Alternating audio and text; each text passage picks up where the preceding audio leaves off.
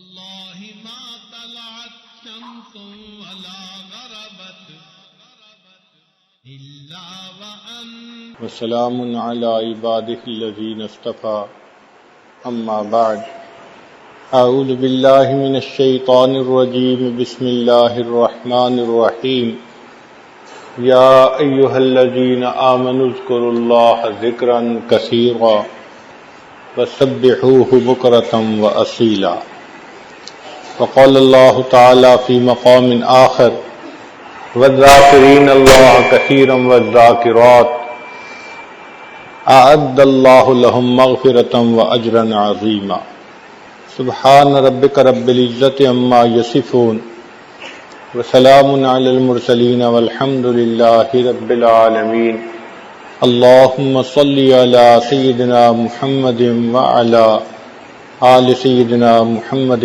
وبارك وسلم۔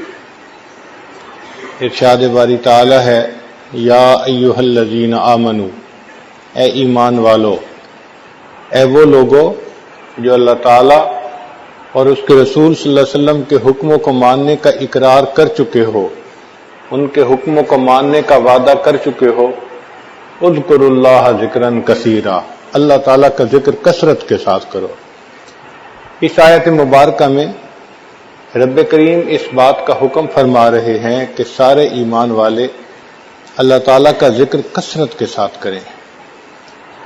اب ذکر کثرت کے ساتھ کرنا، اس سے کیا مراد ہے؟ ہمارے حضرت مرشد عالم رحمۃ اللہ علیہ فرمایا کرتے تھے کہ ذکر کثیر اس کی ہے یہ تفسیر کہ الذین یذکرون اللہ قیاما وقعودا وعلی جنوبہم، کہ وہ لوگ جو کھڑے بیٹھے لیٹے ہر حال میں اپنے اللہ کو یاد رکھتے ہیں، یہ ذکر کثیر کہلائے گا۔ آج ہماری کوتاہی یہ ہے کہ ہم ذکر تو کرتے ہیں مگر قلیل کرتے ہیں، کثیر نہیں کرتے۔ چنانچہ چند بار تسبیح پڑھ کے ہم تھک جاتے ہیں، اور مراقبہ 5 منٹ 7 منٹ 10 منٹ منٹوں کا مراقبہ۔ بھائی اگر کوئی پہلی جماعت کا طالب علم ہونا اور وہ 20 منٹ روزانہ پڑھے تو وہ پہلی جماعت کے امتحان میں پاس نہیں ہوتا سال کے بعد۔ ہم چند منٹ کا مراقبہ کر کے اس ذکر کے امتحان میں کیسے پاس ہو سکتے ہیں؟ جن بزرگوں نے ذکر کے اثرات کو اپنے اوپر پایا، انہوں نے پھر ذکر میں خوب وقت لگایا، ٹکا کے ذکر کیا، ڈٹ کے ذکر کیا۔ تو ہم اللہ تعالیٰ کی یاد کثرت کے ساتھ کریں۔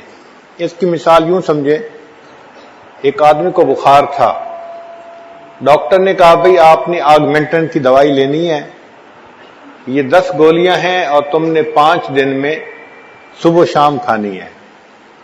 وہ گھر گیا، اس نے سوچا کہ صبح و شام کھانے کا کیا فائدہ، میں روزانہ 1 گولی کھا لیتا ہوں۔ وہ 1 گولی روزانہ کھاتا رہا، 10 دن گزر گئے، بخار نہیں اترا۔ پھر ڈاکٹر کے پاس آیا، ڈاکٹر صاحب بخار نہیں اترا، حالانکہ اس بندے نے بالکل صحیح دوائی استعمال کی تھی، لیکن اس نے مقدار میں کوتاہی کی تھی، کمی کی تھی۔ اس کو صبح و شام استعمال کرنی تھی، اس نے دن میں صرف 1 دفعہ کی۔ مقدار پوری نہ ہونے کی وجہ سے اس کو وہ اثرات نصیب نہ ہوئے جو ہونے چاہیے تھے۔ اس لیے جو ٹی بی کے مریض ہوتے ہیں، ڈاکٹر ان کو کہتے ہیں کہ آپ نے 85 دن ٹیکے لگوانے ہیں اور ان میں کسی دن ناغہ نہیں کرنا۔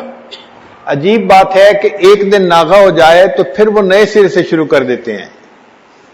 اگر جسمانی علاج میں 1 دن ناغہ ہو جائے تو پہلے کے اثرات ختم ہو جاتے ہیں، تو روحانی امراض دور کرنے کے لیے بھی معمولات کی پابندی ضروری ہوتی ہے، اور اس کی بھی مقدار کثرت کے ساتھ ہوگی تو ضروری ہوگی۔ اس کی مثال یوں سمجھ لیں کہ جیسے جسم کے اوپر مٹی لگی ہوئی ہے، اب اس کا علاج تو یہ ہے کہ پانی خوب بہایا جائے تاکہ جسم پاک صاف ہو جائے۔ ایک آدمی پانی میں ہاتھ گیلا کر لیتا ہے اور اپنے سارے جسم کو وہ مسح کر لیتا ہے، تو کیا اس کی وہ مٹی اتر جائے گی یا اس کے اوپر سے بدبو ختم ہو جائے گی؟ ایسا ہرگز نہیں ہوگا۔ اگرچہ وہ پانی استعمال کر رہا ہے مگر پانی کم استعمال ہو رہا ہے، پانی بہانے کی ضرورت ہے تب یہ مٹی دور ہوگی۔ اسی طرح ہم اگر چاہیں کہ دل کی میل دور ہو تو ذکر اتنا کرنا ہوگا کہ وہ ذکر کی میل آنے والی رحمت سے بہہ جائے، ختم ہو جائے۔ چنانچہ حضرت شاہ ولی اللہ محمد دہلوی رحمۃ اللہ علیہ نے لکھا ہے کہ جب کوئی زمین ناپاک ہو جائے، اس کے پاک ہونے کے دو طریقے ہوتے ہیں۔ ایک طریقہ تو یہ ہوتا ہے کہ بارش اتنی برسے کہ اس گندگی کو بہا کے لے جائے اور گندگی کا نام و نشان نہ رہے باقی۔ جب زمین خشک ہوگی تو پاک کا فتویٰ دیں گے کہ یہ زمین پاک ہے، اگرچہ پہلے اس کے اوپر گندگی پڑی تھی، اب اس کو پاک کہہ دیا جائے گا۔ اور دوسرا طریقہ یہ ہے کہ سورج اتنا چمکے کہ وہ جو نجاست ہے اس کو بالکل جلا کے رکھ دے اور اس کا نام و نشان ختم ہو جائے۔ اگر خشک زمین ہو اور اس کے اوپر کوئی بو نہ ہو، کوئی ایسا رنگ نظر نہ آئے، تو پھر بھی فقہا کہتے ہیں کہ اس کے اوپر آدمی نماز پڑھ سکتا ہے، زمین پاک ہوتی ہے۔ تو جس طرح دل کی زمین کو پاک کرنے کے دو طریقے ہیں، اس دل کی زمین کو پاک کرنے کے بھی دو طریقے ہیں۔ ایک طریقہ تو یہ کہ انسان اللہ کا ذکر اتنا کثرت کے ساتھ کرے کہ نور کی رحمت جو برسے تو وہ دل کی ظلمت کو بہا کے لے جائے، پھر یہ دل پاک ہو جائے گا۔ اور دوسرا طریقہ یہ ہے کہ یا پھر کسی اللہ والے کی صحبت میں انسان رہے۔ اللہ والوں کا دل وہ سورج کی طرح ہوتا ہے جو شعاعیں پھینک رہا ہوتا ہے، اور ان کی شعاعوں سے انسان کے دل کی یہ گندگی یہ ختم ہو جائے۔ آج دنیا جانتی ہے اگر کینسر ہو نا کسی بندے کو تو شعاعوں کے ذریعے سے علاج کرتے ہیں۔ اگر جسمانی بیماریوں کا علاج شعاعوں کے ذریعے سے ممکن ہے تو روحانی بیماریوں کا علاج پھر اس سے کیوں ممکن نہیں ہے؟ اس لیے اللہ والوں کی صحبت چند منٹ کی بھی ہو، اس کی اپنی برکات ہوتی ہیں۔ ان دو طریقوں سے انسان کا دل، اس کی نجاست ختم ہوتی ہے اور دل صاف شفاف ہو جاتا ہے، دل منور ہو جاتا ہے۔ اکثر سالکین کو یہ دیکھا کہ وہ اذکار کرتے تو ہیں مگر کم کرتے ہیں، زیادہ ذکر نہیں کرتے، اور اس کوتاہی کی وجہ سے پھر کئی سال لگے رہتے ہیں مگر مقصود حاصل نہیں ہوتا۔ مقصود حاصل تو تب ہوگا کہ جب مقدار پوری ہوگی۔ اب 5 منٹ کا مراقبہ کبھی کیا کبھی نہ کیا، اور جی حضرت تسبیحات تو ہو جاتی ہیں، مراقبہ نہیں ہوتا۔ بھئی تسبیحات تو وٹامن کی مانند تھیں۔ جب آدمی بیمار ہوتا ہے نا تو ڈاکٹر اس کو 2 طرح کی دوائی دیتا ہے، ایک اینٹی بایوٹک دیتا ہے کہ جس سے اس کا بخار اترے، اور دوسرا وٹامن وغیرہ دیتا ہے تاکہ اس بندے کے کمزوری جو ہے وہ ختم ہو جائے، یا درد کی دوائی دیتا ہے تاکہ درد نہ محسوس ہو۔ اب ایک بندہ درد کی دوائی بھی کھا لے، وٹامن بھی کھا لے اور اینٹی بایوٹک نہ کھائے، اس کی تو بخار کبھی نہیں اتر سکتا۔ اسی طرح ہم اگر تسبیحات کر لیں گے، چاہے درود شریف کی ہیں یا استغفار کی ہیں، اور مراقبہ نہیں کریں گے تو دل کی کیفیت نہیں سنورے گی۔ ان تسبیحات سے یقیناً ثواب ملتا ہے، یہ بڑے عظیم اعمال ہیں، درود شریف پڑھنا یا استغفار پڑھنا، لیکن دل کی صفائی کا تعلق ذکر کے ساتھ ہے۔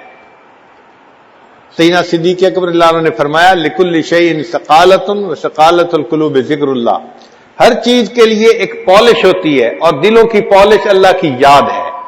تو جو انسان اللہ کا ذکر کثرت سے کرے گا تب اس کا دل منور ہوگا، دل اس کا صاف ہوگا۔ تو اس کے لیے ہمیں ذکر کثیر کرنے کی ضرورت ہے، تب جا کے یہ دل کی ظلمت دور ہوگی۔ ہم نے دیکھا ہے کہ اگر کسی لوہے کے ٹکڑے پر زنگ زیادہ لگا ہوا ہو نا تو پھر اس کے اوپر ریگ مال بھی خوب لگانا پڑتا ہے۔ ایک آدھ دفعہ ریگ مال پھیرنے سے وہ ٹھیک نہیں ہوتا۔ انسان کا دل بھی اسی طرح گناہوں کی وجہ سے سیاہ ہو جاتا ہے، زنگ آلود ہوتا ہے۔ اللہ تعالیٰ ارشاد فرماتے ہیں کلا بل ران علی قلوبہم ما کانوا یکسبون، کیوں نہیں، ان کی بدعمالیوں کی وجہ سے ان کے دلوں پر زنگ لگا دیا گیا۔ تو گناہوں کی وجہ سے دلوں پہ زنگ لگ جاتا ہے اور یہ زنگ اگر زیادہ ہو جائے تو اس کے لیے پھر محنت بھی زیادہ کرنی پڑتی ہے، ریگ مال بھی خوب لگانا پڑتا ہے۔ عورتیں اچھی طرح جانتی ہیں جو برتن زیادہ میلا ہو وہ ایک دفعہ پانی میں دھونے سے صاف نہیں ہوتا، اس کو دو دو تین تین دفعہ دھونا پڑتا ہے، بلکہ اس کو مانجنا پڑتا ہے اچھی طرح، تب جا کے برتن صاف ہوتا ہے۔ اسی طرح دل کے برتن کو بھی اگر ہم صاف کرنا چاہتے ہیں تو ہمیں محنت کرنی پڑے گی۔ دل ہم داغ داغ شو پمبا کجا کجا نے ہم، یہ دل تو سارا داغ ہی داغ بن گیا، اس پر مرہم کہاں کہاں ہم رکھیں۔ ویسے انسان سوچتا ہے کہ جی میرا دل تو بالکل ٹھیک ہے، لیکن جب اس کو صاف کرنے لگتا ہے نا سمجھ تب لگتی ہے کہ یہ کتنا مشکل کام ہے۔ مصحفی ہم تو سمجھتے کہ ہوگا کوئی زخم، مصحفی ہم تو سمجھتے تھے کہ ہوگا کوئی زخم، تیرے دل میں تو بہت کام رفو کا نکلا۔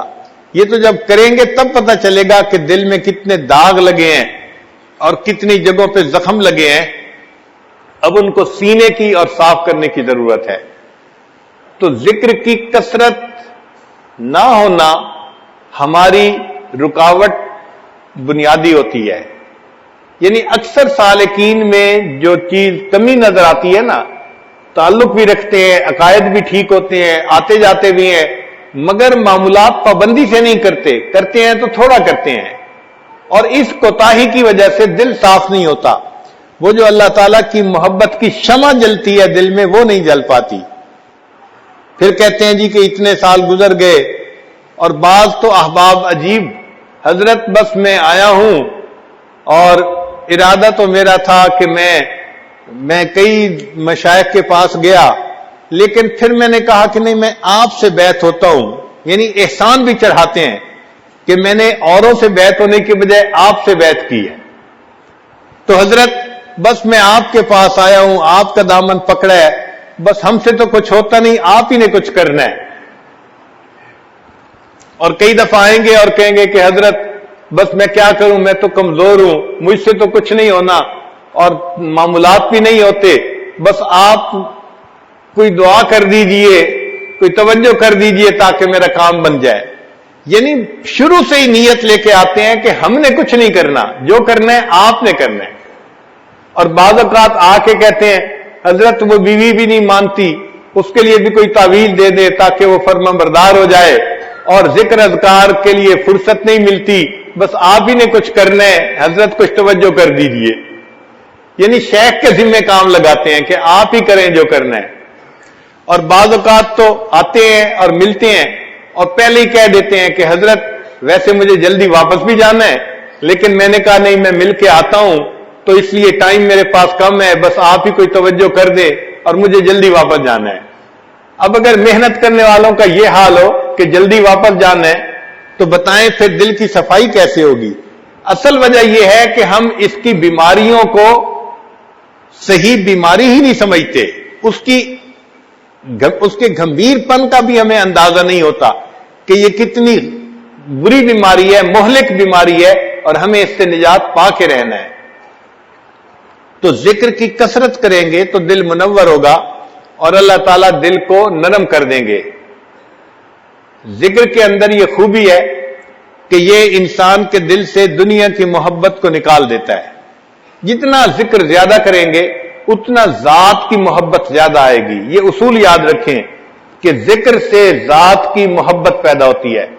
آپ کسی چیز کا زیادہ ذکر شروع کر دے، آپ کے دل میں اس کی محبت آنی شروع ہو جائے گی۔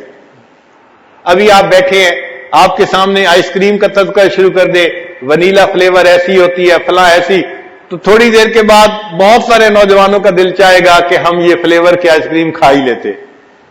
تو تذکرے سے محبت آتی ہے، یہ شریعت کا حسن ہے۔ اس لیے شریعت نے کہا کہ کوئی عورت اپنے میاں کے سامنے کسی غیر عورت کا تذکرہ مت کرے۔ کیوں؟ کہ تذکرہ کرنے سے دل کے اندر تعلق جڑ جاتا ہے۔ یہ حسن ہے شریعت کا۔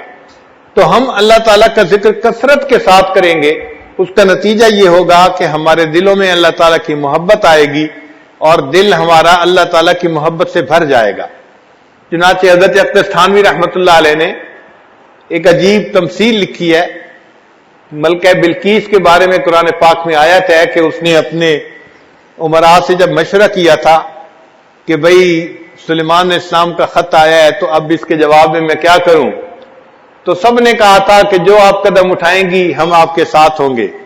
وہ سمجھدار تھی، اس نے کہا ان الملوک اذا دخلوا قریۃ، کہ جب بادشاہ کسی قریہ میں بستی میں داخل ہوتے ہیں، افسدوها، وہ اس میں فساد مچا دیتے ہیں، وجعلوا اعزۃ اہلها اذلہ، اور دنیا اور جو لوگ اس کے اندر معزز ہوتے ہیں ان کو ذلیل کر کے نکال دیتے ہیں۔ یہ تو ظاہری معنی ہیں اس آیت کے۔ تو حضرت اقدس تھانوی رحمۃ اللہ فرماتے ہیں کہ یہ ایک عجیب تمثیل ہے۔ اگر ہم بستی سے مراد دل کی بستی لے لیں اور مالک الملک کا نام لے لیں ملوک سے مراد، تو ترجمہ پھر یوں بنے گا ان الملوک اذا دخلوا قریۃ، جب اللہ تعالی کا نام اس دل کی بستی میں داخل ہوتا ہے، افسدوها، وہ انقلاب مچا دیتا ہے، وجعلوا اعزۃ اہلها اذلہ، اور دنیا جو دل میں معزز ہوتی ہے اس کو ذلیل کر کے دل سے نکال دیا کرتا ہے۔ تو اللہ تعالیٰ کا نام انسان کے دل سے دنیا کی محبت کو مٹا دیتا ہے اور اللہ تعالیٰ کی محبت سے دل کو بھر دیتا ہے۔ اور اگر آپ غور کریں تو ہماری زندگی کا مقصد بھی اللہ ہی کی یاد ہے۔ اللہ نے پیدا جو کیا عبادت کے لیے، تو عبادت کا اصل مقصد اللہ کی یاد ہے، تو اصل مقصود اللہ کی یاد ہے، اسی سے یہ دنیا قائم ہے۔ اور دنیا کی ہر چیز اللہ کا ذکر کرتی ہے، جو بھی زندہ چیز ہے وہ ذکر کرتی ہے۔ اللہ تعالیٰ قرآن مجید میں ارشاد فرماتے ہیں وَإِن مِّن شَيْءٍ إِلَّا يُسَبِّحُ بِحَمْدِهِ، جو کوئی بھی چیز ہے وہ اللہ کی تسبیح بیان کرتی ہے، وَلَٰكِن لَّا تَفْقَهُونَ تَسْبِيحَهُمْ، تم اس کی تسبیح کو سمجھ نہیں سکتے، تو ہم نہیں سمجھ سکتے، لیکن ہر چیز اللہ کی تسبیح بیان کر رہی ہوتی ہے۔ ہمیں ایک مرتبہ اس کا تجربہ بھی ہوا، امریکہ میں ایک ایسی ریاست میں جانے کا موقع ملا جہاں کوئی 15-20 پاکستانی ڈاکٹر ایک ہی جگہ رہتے تھے۔ تو ایک ہفتہ ان کے یہاں قیام تھا، ان میں سے ایک صاحب جو تھے وہ دل کے اسپیشلسٹ تھے، قدرتاً انہی کے یہاں قیام تھا۔ وہ مجھے کہنے لگے کہ حضرت آپ نے ہماری روحانی بیماریوں کا علاج تو ہمیں بتا دیا، اب میں آپ کو صبح ہاسپٹل لے جاؤں گا اور آپ کے دل کو میں چیک کروں گا۔ ہم نے کہا جی ٹھیک ہے، چنانچہ وقت تھا ہم اس کے ساتھ ہاسپٹل چلے گئے۔ انہوں نے ہمیں جا کے وہاں ایک کمرے میں مشین کے آگے لٹا لیا اور دل کو چیک کرنا شروع کیا، ایکو کارڈیوگرام اس کو کہتے ہیں۔ وہ دل کی تصویر آ جاتی ہے اور دل کی رگوں میں کیسے خون جا رہا ہے اور آ رہا ہے اس کی پوری تفصیل اس کے اندر ہوتی ہے۔ جب انہوں نے اسکرین پہ دکھایا تو مجھے کہنے لگے دیکھیں یہاں سے خون جا رہا ہے اور یہاں سے خون آ رہا ہے اور اتنی مقدار سے جا رہا ہے اور آپ کی شریانیں اس وقت ٹھیک ہے اور 80% کام کر رہی ہیں 100 کی بجائے۔ تو اس عمر میں 80% بہت اچھی چیز تھی۔ کہنے لگے جی میں بہت مطمئن ہوں آپ کے دل کی کیفیت سے۔ پھر اس کے بعد کہنے لگے کہ حضرت میں آپ کو آپ کے دل کی آواز سناؤں؟ کیا سنائیں؟ تو انہوں نے ایک بٹن آن کیا، جیسے ہی بٹن آن کیا تو آواز آنے لگ گئی، جیسے دل جو ہے وہ خون کو پمپ کر رہا ہے۔ وہ کہنے لگا جی کہ ہماری میڈیکل کی کتابوں میں لکھا ہے کہ دل جب خون کو پمپ کرتا ہے نا تو لب ڈب کی آواز آتی ہے، لب ڈب یہ آواز آتی ہے۔ اس کو ہم نے بھی سنا، لیکن قدرتاً میرا ذہن دوسری طرف گیا۔ میں نے کہا ڈاکٹر صاحب اصل وجہ یہ تھی کہ یہ کافر لوگ ہیں، یہ دل کی آواز کو سنتے ہیں تو ان کو لب ڈب نظر آتا ہے۔ آپ ذرا غور کریں، مجھے تو یہ کچھ اور آواز نظر آتی ہے۔ تو وہ غور سے مجھے دیکھ لگے، حضرت کون سی آواز؟ میں نے کہا یہ تو دل لب ڈب نہیں کر رہا، یہ تو رب رب رب رب کر رہا ہے۔ جب اس کو یہ کہا تو وہ بڑے حیران ہوئے، پھر کہنے لگے اچھا اس کو دیکھتے ہیں۔ پھر انہوں نے غور سے اس کو دیکھا اور پھر کہنے لگے حضرت رب رب کی آواز بالکل اس کے زیادہ قریب ہے۔ انہوں نے فیصلہ کر دیا کہ واقعی انسان کا دل جو خون پمپ کر رہا ہوتا ہے وہ آواز رب رب کی پیدا ہو رہی ہوتی ہے۔ میں نے کہا آج مسئلہ سمجھ میں آ گیا، اگر ہر زیرو کا دل جو خون پمپ کرتا ہے اس کی آواز رب رب پکار رہی ہے، اس کا مطلب یہ کہ جتنی زیرو دنیا کے اندر ہیں سب کے جسم اللہ کا ذکر کر رہے ہوتے ہیں۔ اللہ تعالیٰ نے تو قرآن مجید میں فرما دیا وَإِن مِّن شَيْءٍ إِلَّا يُسَبِّحُ بِحَمْدِهِ وَلَٰكِن لَّا تَفْقَهُونَ تَسْبِيحَهُمْ. تو واقعی بات ایسی ہے کہ ہمارا جسم اللہ کا ذکر کر رہا ہوتا ہے، باقی ہم خود اللہ کا ذکر کریں تو پھر کامل جسم اللہ کا ذکر کرے گا، ورنہ آدھا تو کر ہی رہا ہوتا ہے اور باقی آدھا غافل ہوتا ہے. تو ہمیں اللہ تعالیٰ کا ذکر کثرت کے ساتھ کرنا چاہیے تاکہ اس کے اثرات ہمارے دلوں پر مرتب ہوں. چنانچہ انسان کا یہ جو ذکر ہے یہ انسان کے لیے جان کی مانند ہے، روحانی جان کی مانند ہے. چنانچہ حدیث پاک میں آتا ہے، ابو موسیٰ اشعری رضی اللہ تعالیٰ عنہ روایت کرتے ہیں، قول النبی صلی اللہ علیہ وسلم مثل الذی یذکر ربہ والذی لا یذکر ربہ مثل الحی والمیت، کہ مثال اس شخص کی جو ذکر کرتا ہے اور اس کی جو ذکر نہیں کرتا زندہ اور مردہ کی مانند ہے. یعنی ذکر کرنے والا انسان زندہ ہے اور ذکر نہ کرنے والا شخص وہ مردہ کی مانند ہے. تو یہ روحانی زندہ اور روحانی مردہ ہے گویا. دیکھیے اللہ کے حبیب صلی اللہ علیہ وسلم نے 1400 سال پہلے بتا دیا کہ ذکر کرنے والا انسان زندہ کی مانند اور ذکر نہ کرنے والا وہ مردہ کی مانند ہے. پھر نبی علیہ السلام نے ایک اور بہت پیاری مثال سے بات سمجھائی کہ جس طرح خزاں کے موسم میں درختوں کے پتے جھڑ جاتے ہیں اور خشک ہو جاتے ہیں، اگر اس وقت درمیان میں ایک بالکل سرسبز درخت ہو تو وہ کتنا حسین اور اچھا لگتا ہے. نبی علیہ السلام نے فرمایا کہ ذاکر اللہ فی الغافلین کالذی یقاتل عن الفارین، کہ اللہ کا ذکر کرنے والا غافلین میں بیٹھ کر وہ ایسے ہے جیسے کہ فرار ہونے والوں سے قتال کرنے والا شخص ہوتا ہے. وذاکر اللہ فی الغافلین کالشجرۃ الخضراء فی وسط الشجر الذی تحاط ورقۃ من الصریب، جیسے خزاں کے موسم میں بے برگ و بار درختوں کے درمیان سرسبز درخت ہوتا ہے، اس طرح غافل لوگوں کے درمیان بیٹھ کر ذکر کرنے والا انسان اللہ کی نظر میں یوں حسین اور اچھا معلوم ہوتا ہے. ایک اور حدیث پاک میں نبی علیہ السلام نے ارشاد فرمایا، صحابی اللہ عنہ کہتے ہیں کہ سمعت رسول اللہ صلی اللہ علیہ وسلم یقول ما صید سید ولا عضدت عظات ولا قطعت وشیجت الا بقلت التسبیح. کوئی شکار یعنی پرندہ شکار نہیں ہوتا اور کوئی ٹہنی نہیں ٹوٹتی مگر یہ کہ تسبیح کی قلت کی وجہ سے، یعنی وہ تسبیح جب کم کرتے ہیں پھر شکار ہو جاتے ہیں. اللہ کی شان دیکھیے کہ پرندے جب تک اللہ کا ذکر کرتے رہتے ہیں اس وقت تک کوئی ان کو شکار نہیں کر سکتا. جب ذکر میں کوتاہی ہوتی ہے، کمی ہوتی ہے، تو اس وقت ان کو گویا موت دے دی جاتی ہے. ابو الدرداء اللہ میں روایت کرتے ہیں ما اخذ طائر ولا حوت الا بتضییع التسبیح، کوئی پرندہ نہیں پکڑا جاتا، کوئی مچھلی نہیں پکڑی جاتی مگر جب وہ تسبیح کو ضائع کرتی ہے، یعنی اللہ کا ذکر کم کرتی ہے، اس وقت اس کو پکڑ لیا جاتا ہے. انس لانو ایک حدیث پاک روایت کرتے ہیں آجال البہائم کلھا وخشاش الارض فی التسبیح، کہ جو بہائم ہیں، جانور ہیں، ان کی جو زندگیاں ہیں اس کا تعلق ان کی تسبیح کے ساتھ ہے، اور جو زمین کے کیڑے ہیں، حشرات الارض ہیں، ان کا تعلق بھی زندگی کا ان کی تسبیح کے ساتھ ہے. اگر وہ تسبیح کرتے رہتے ہیں تو زندگی لمبی رہتی ہے، جب ذکر میں کمی کرتے ہیں فَإِذَا انْقَضَى تَسْبِيحُهَا قَبَضَ اللَّهُ أَرْوَاحُهَا، جب تسبیح چھوڑ دیتے ہیں اللہ تعالیٰ پھر ان کی روحوں کو قبض کروا دیتے ہیں.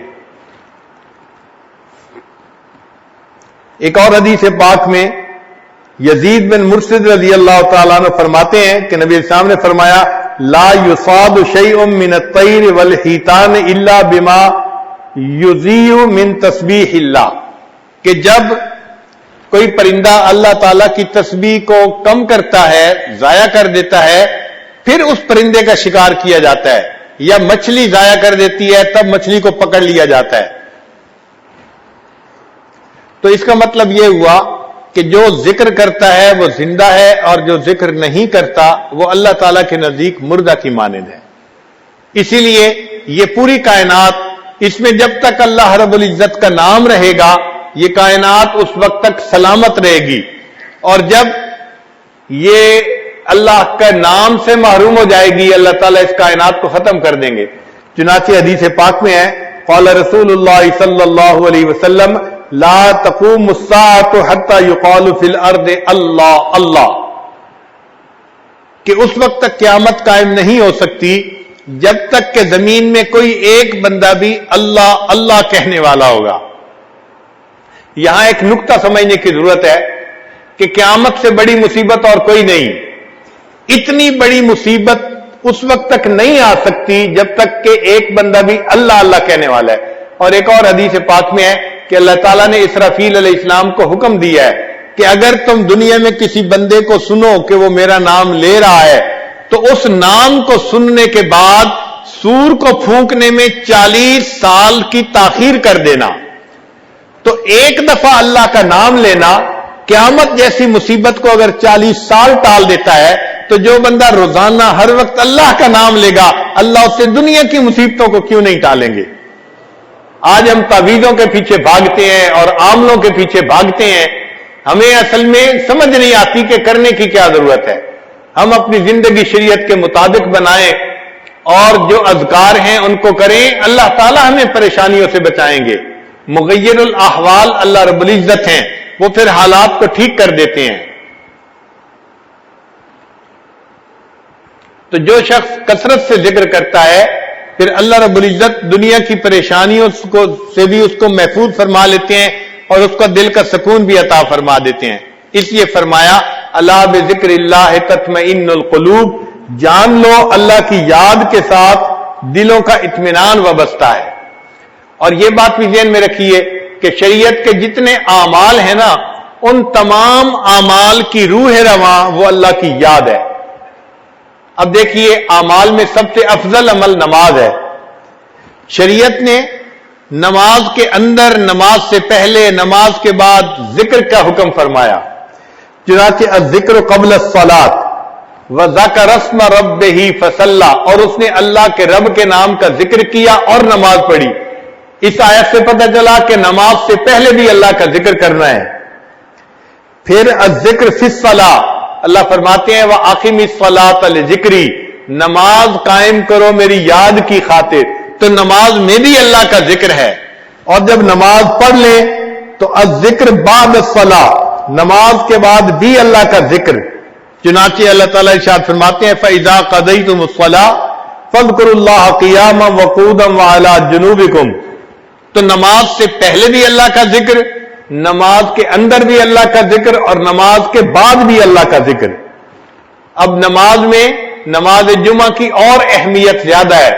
اللہ تعالیٰ نے نماز جمعہ سے پہلے بھی ذکر کا حکم فرمایا، نماز جمعہ کے بعد بھی فرمایا یا ایھا الذین آمنوا اذا نودی للصلاۃ من یوم الجمعۃ فاسعوا الی ذکر اللہ وذروا البیع ذالکم خیر لکم ان کنتم تعلمون۔ پھر جب نماز جمعہ ادا کر لی تو الذکر بعد الجمعہ فرمایا فاذا قضیت الصلاۃ فانتشروا فی الارض وابتغوا من فضل اللہ واذکروا اللہ کثیرا لعلکم تفلحون، یعنی جمعہ سے پہلے بھی ذکر کا حکم اور جمعہ کے بعد بھی ذکر کا حکم۔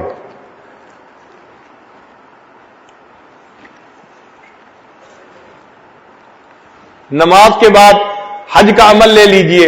اب حج کا عمل کتنا محتم بشان عمل ہے کہ جو بندہ حج مبرور کر کے آتا ہے وہ گناہوں سے اس طرح پاک ہوتا ہے جیسے اس دن پاک تھا جب اس کی والدہ نے اس کو جنم دیا تھا، یعنی جب پیدا ہوا تھا جیسے اس دن گناہوں سے پاک تھا، یہ حج کرنے سے اس طرح گناہوں سے پاک ہو جاتا ہے۔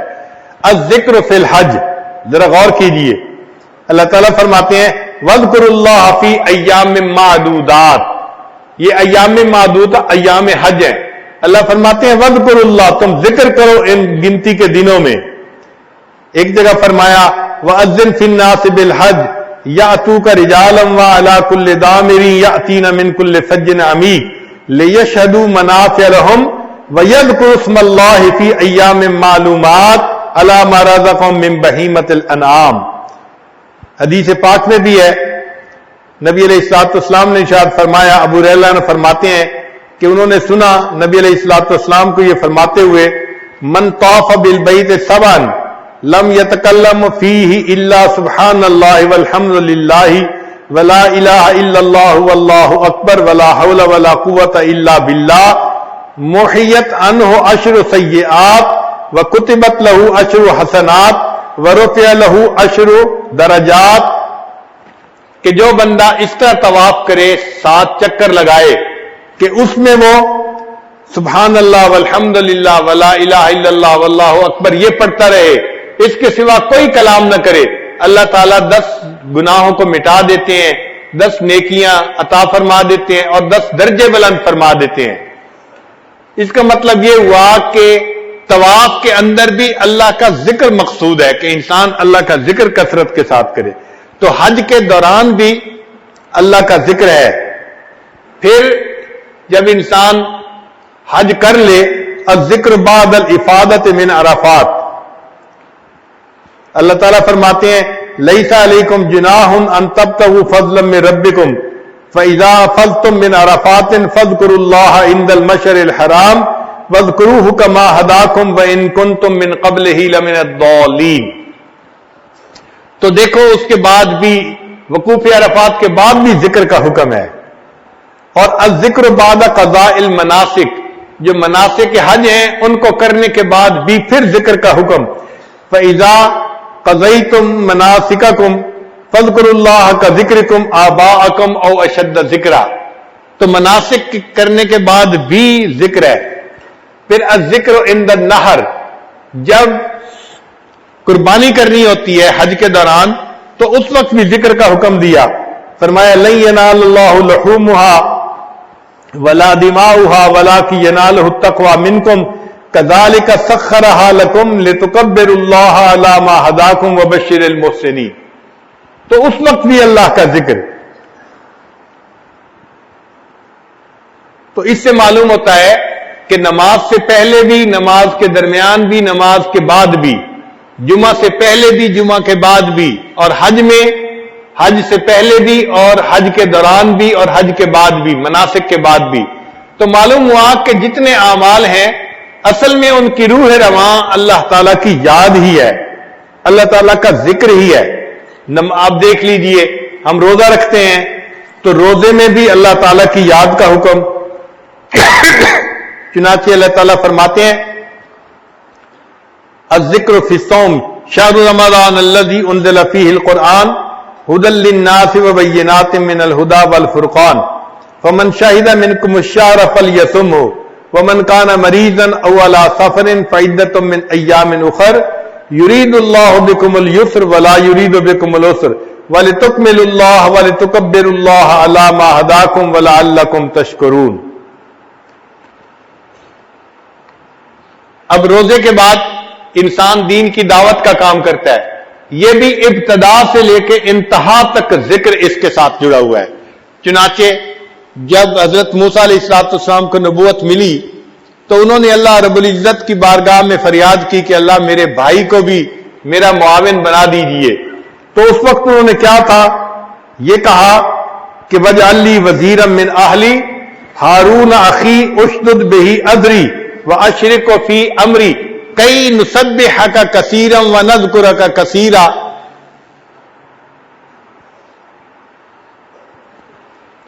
تو معلوم ہوا کہ انہوں نے نبوت کے لیے جب فریاد کی تو اس وقت یہی بات کہی کہ اے اللہ تاکہ ہم آپ کا ذکر کثرت کے ساتھ کر سکیں۔ اب جب اللہ رب العزت نے ان کو نبوت سے سرفراز فرما دیا ہارون علیہ السلام کو، اور دونوں کو فرعون کے پاس بھیجنا تھا، اس وقت رب کریم نے دونوں کو ہدایات دی۔ اب یہ ہدایات دینے والے رب کریم ہیں، اور جن کو ہدایات دی جا رہی وہ بھی انبیاء ہیں، ان کی عظمتوں کا بھی اندازہ لگائیے، اور تو ہدایات کتنی اہم ہوں گی۔ تو اللہ تعالیٰ اس وقت فرماتے ہیں اذهب انت واخوک بآیاتی ولا تنیا فی ذکری، آپ اور آپ کا بھائی آپ جائیے میری نشانیاں لے کر اور میری یاد سے دونوں غافل نہ ہونا۔ یعنی یہ ذکر یا اللہ کی یاد اتنی اہم ہے کہ اللہ تعالیٰ اپنے انبیاء سے فرماتے ہیں کہ آپ نے دعوت کے کام میں میری یاد سے غافل نہیں ہونا۔ اب یہ تو ابتدا تھی کہ ابھی جا رہے ہیں، پھر دعوت کی ایک انتہا ہوتی ہے، وہ یہ کہ اگلا ماننے والا جب بات سننے پہ آمادہ نہ ہو، اسلم تسلم پہ راضی نہ ہو، تو پھر اختتام یہ ہوتا ہے کہ ٹھیک ہے بھئی، پھر تلوار ہمارا تمہارا فیصلہ کرے گی۔ تو اگر ایسی صورتحال آ جائے، اس وقت بھی ذکر کا حکم دیا، فرمایا یا ایھا الذین آمنوا، اے ایمان والو، اذا لقیتم فئۃ فاثبتوا، جب تمہارا آمنا سامنا کافروں کی جماعت کے ساتھ ہو تو تم جم جاؤ، واذکروا اللہ کثیرا لعلکم تفلحون، اللہ کا ذکر کثرت سے کرنا تاکہ کامیابی تمہارے قدم چومے۔ اب اگر یہ واذکروا اللہ کثیرا کے الفاظ نکال دیے جاتے تو بھی فکرہ ٹھیک بن جاتا، مگر اللہ تعالی چاہتے ہیں کہ یہ سب اعمال میری یاد کے ساتھ ہونے چاہیے۔ تو معلوم ہوا کہ نماز کے آگے پیچھے بھی ذکر، نماز کے اندر بھی ذکر، اور جس نماز میں اللہ کی یاد نہیں، وہ نماز پھٹے کپڑے کی طرح پڑھنے والے کے منہ پہ واپس مار دی جاتی ہے کہ اس میں اللہ کی یاد ہی نہیں ہے، انسان غافل ہے۔ تو معلوم ہوا کہ شریعت کے جتنے اعمال ہیں، ان اعمال کا مرکز اور محور اللہ تعالی کی یاد ہے۔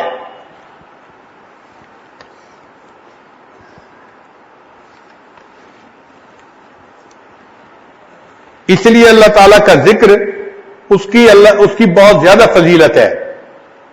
حضرت عبداللہ رضی اللہ عنہ روایت کرتے ہیں کہ ایک اعرابی نبی علیہ السلام کی خدمت میں حاضر ہوئے اور انہوں نے کہا، اے اللہ کے حبیب صلی اللہ علیہ وسلم، ای الناس خیر، کون سا بندہ سب سے بہتر ہے؟ فقال، نبی علیہ السلام نے فرمایا، طوبی لمن طال عمرہ وحسن عملہ، مبارک ہے وہ بندہ جس کی عمر طویل ہو اور اس کے عمل اچھے ہوں، یعنی اچھی عمر کے ساتھ طویل عمر پائے تو یہ خوش نصیب انسان ہے کہ جس کو لمبی عمر بھی ملی اور اس کے اعمال بھی اچھے تھے۔ پھر اس اعرابی نے ایک دوسرا سوال پوچھا، کہنے لگا، یا رسول اللہ، ای الاعمال افضل، کون سا عمل افضل ہے؟ قال، نبی علیہ السلام نے فرمایا، ان تفارق الدنیا ولسانک رطبا من ذکر اللہ، کہ اس حال میں دنیا سے تو جدا ہو کہ تیری زبان اللہ کی یاد سے تر ہو۔ یعنی یہ عمل سب سے افضل عمل ہے کہ اس حال میں انسان کو موت آئے کہ اس کی زبان اللہ کے ذکر سے تر ہو، اللہ کے ذکر میں لگی ہوئی ہو۔ تو معلوم ہوا کہ یہ اعمال میں سے افضل عمل ہے اللہ تعالیٰ کا ذکر کرنا۔ ایک اور حدیث پاک میں نبی علیہ السلام نے فرمایا، لو ان رجلا فی حجرہ دراہم، ایک بندہ ہے جس کی گود کے اندر یعنی جھولی کے اندر بہت سارے دراہم ہیں،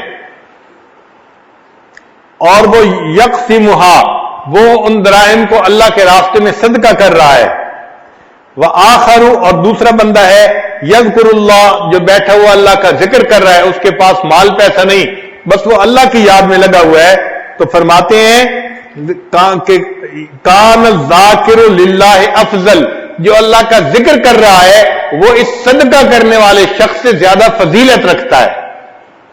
اب بتائیے، ایک طرف مال اللہ کے راستے میں لٹا رہا ہے، مگر ذکر کرنے والے کو فرمایا کہ وہ زیادہ افضل ہے۔ ام انس رضی اللہ تعالی عنہا فرماتی ہیں، قالت یا رسول اللہ، انہوں نے پوچھا، ہے اللہ کے نبی صلی اللہ علیہ وسلم، اوصنی، مجھے کچھ وصیت فرما دیجئے۔ قال اہجری المعاصی، تو گناہوں کو چھوڑ دے، ہجرت اختیار کر، فإنها افضل الہجرہ، یہ سب سے افضل ہجرت ہے، وحافظی علی الفرائض، اور فرضوں کے اوپر حفاظت کر، محافظت کر، یعنی فرض نمازوں کو ادا کر، فإنها افضل الجہاد، یہ افضل جہاد ہے، وأکثری من ذکر اللہ، اور اللہ کے ذکر کی کثرت کر، فإنک لا یأتین اللہ بشیء احب الیہ من کثرت ذکرہ، تو کوئی چیز اللہ کے پاس ایسی لے کے نہیں جا سکتی جو اللہ کو بہت محبوب ہو، سوائے اس کے کہ تو نے اللہ کا ذکر کثرت کے ساتھ کیا ہو۔ تو انسان کا یہ عمل ایسا ہے کہ جو اللہ تعالیٰ کو بہت زیادہ محبوب، اللہ تعالیٰ اس بات کو بہت پسند فرماتے ہیں کہ میرا بندہ مجھے کثرت کے ساتھ یاد کرے۔ یہی ام انس رضی اللہ عنہ فرماتی ہیں کہ نبی علیہ السلام نے فرمایا کہ وَاذْكُرِ اللَّهَ كَثِيرًا فَإِنَّهُ أَحَبُّ الْأَعْمَالِ إِلَى اللَّهِ أَن تَلْقَاهُ بِهَا۔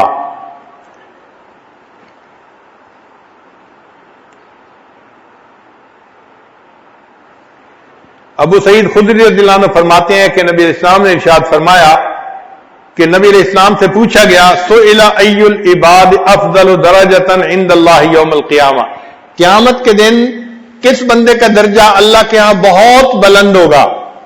صحابہ کرام کتنے خوبصورت سوال پوچھا کرتے تھے کہ قیامت کے دن اللہ تعالیٰ کے ہاں کس بندے کا سب سے زیادہ درجہ بلند ہوگا؟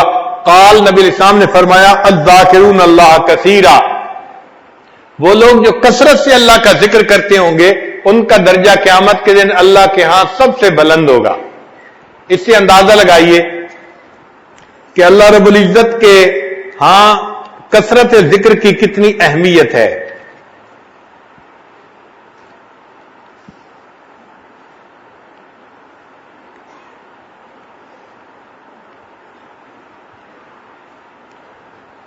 ایک حدیث پاک میں نبی السلام نے فرمایا ما عمل ابن آدم من عمل انجالہ من عذاب اللہ من ذکر اللہ، کہ بنی آدم کا کوئی عمل اس کو اللہ کے عذاب سے نجات دینے کے لیے ذکر سے بہتر نہیں ہے، یعنی ذکر سب سے بہتر ہے عذاب سے نجات دینے کے لیے بنسبت باقی اعمال کے۔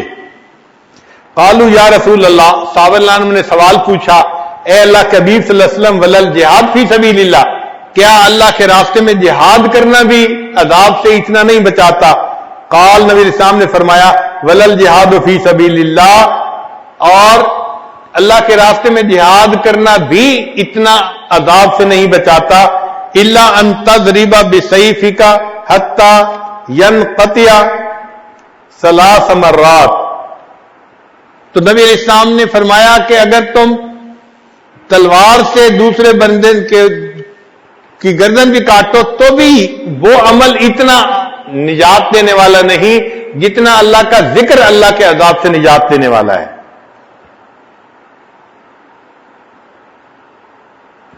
نبی علیہ السلام ایک مرتبہ مدینہ طیبہ سے مکہ مکرمہ کی طرف تشریف لے جا رہے تھے، تو ایک جگہ ایک پہاڑ تھا جس کا نام تھا جمدان۔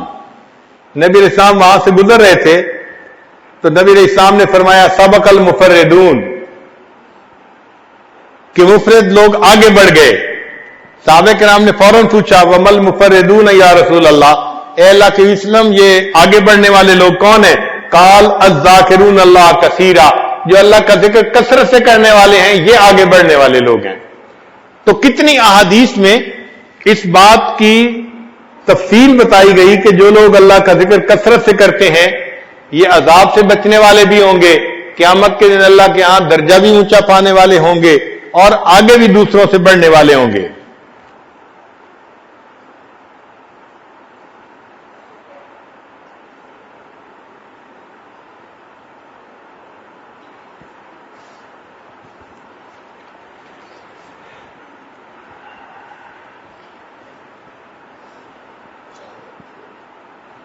ابو سعید خدری رضی اللہ عنہ فرماتے ہیں کہ نبی السلام نے ارشاد فرمایا اعظم الناس درجۃ الذاکرون اللہ، کہ اللہ کے ہاں سب سے بلند مرتبہ پانے والے لوگ وہ ہوں گے جو اللہ کا ذکر کثرت کے ساتھ کرنے والے ہوں گے۔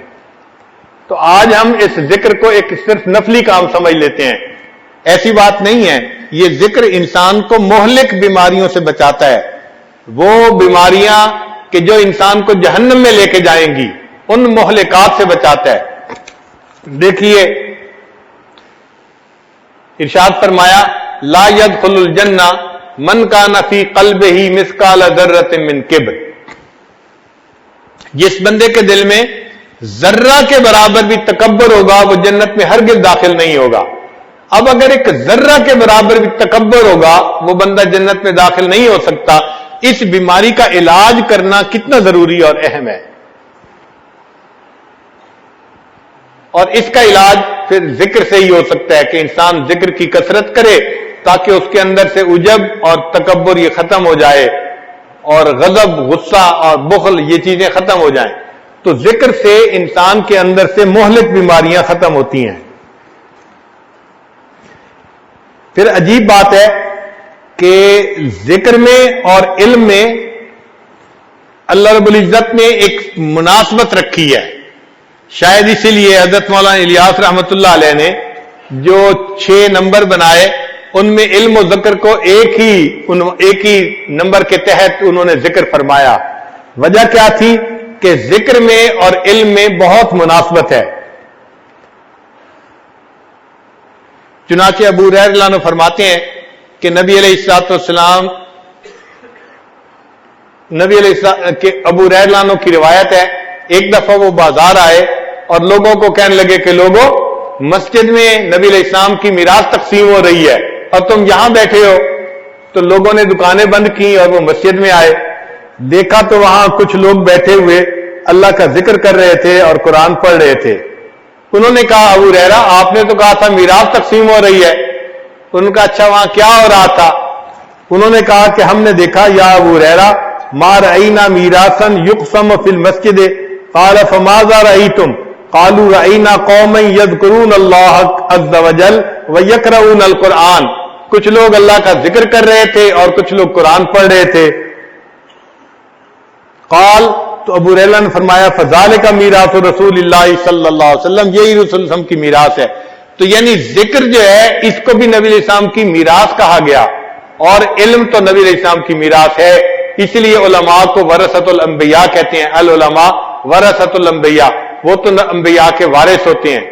تو دیکھیں مناسبت ہوئی نا کہ ذکر کو بھی میراث کہا گیا اور علم کو بھی میراث کہا گیا.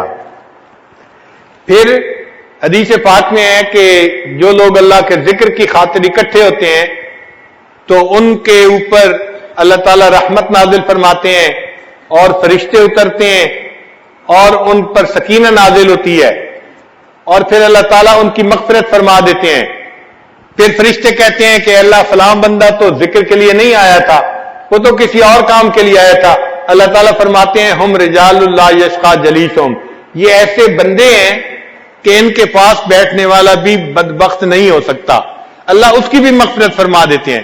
تو جیسے یہ وعدہ ہے نا کہ ذکر کی مجلس میں بیٹھا ہوا بندہ ان کے پاس کوئی آئے گا تو وہ محروم نہیں رہے گا. ہو بہو حدیث پاک میں یہی علم کے بارے میں ہے کہ اگر علم کی کوئی مجلس ہوگی اور کوئی بندہ آ کے ان کے ساتھ بیٹھ جائے، فرشتے کہتے ہیں کہ یا اللہ وہ تو اپنے کام کے لیے گزر رہا تھا، وہ علم سیکھنے والا نہیں تھا، اس نے تو لوگوں کو بیٹھے دیکھا کچھ سیکھتے سکھاتے تو وہ ویسے ہی کھڑا ہو گیا. اللہ فرماتے ہیں ان کے بارے میں بھی جو علم پڑھ رہے تھے کہ یہ ایسی قوم ہے کہ ان کے پاس بیٹھنے والا بدبخت نہیں ہوتا. تو جو خوشخبری ذکر کی مجلس کے لیے تھی وہی خوشخبری علم کی مجلس کے لیے بھی ہے. تو اس سے بھی علم میں اور ذکر میں ایک مناسبت سامنے آتی ہے.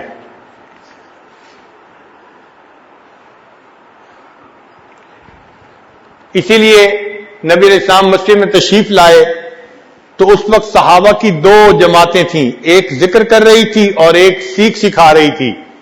تو نبی علیہ الصلوۃ والسلام نے فرمایا کہ یہ ذکر کی مجلس بھی اچھے اعمال والی مجلس ہے اور علم کی مجلس بھی اچھے اعمال والی مجلس ہے، لیکن انما بعثت معلما، چونکہ اللہ تعالیٰ نے مجھے معلم بنا کے مبعوث فرمایا ہے لہذا میں علم والی مجلس کے اندر بیٹھوں گا. تو دونوں مجالس کی تصدیق فرمائی اللہ کے حبیب صلی اللہ علیہ وسلم نے.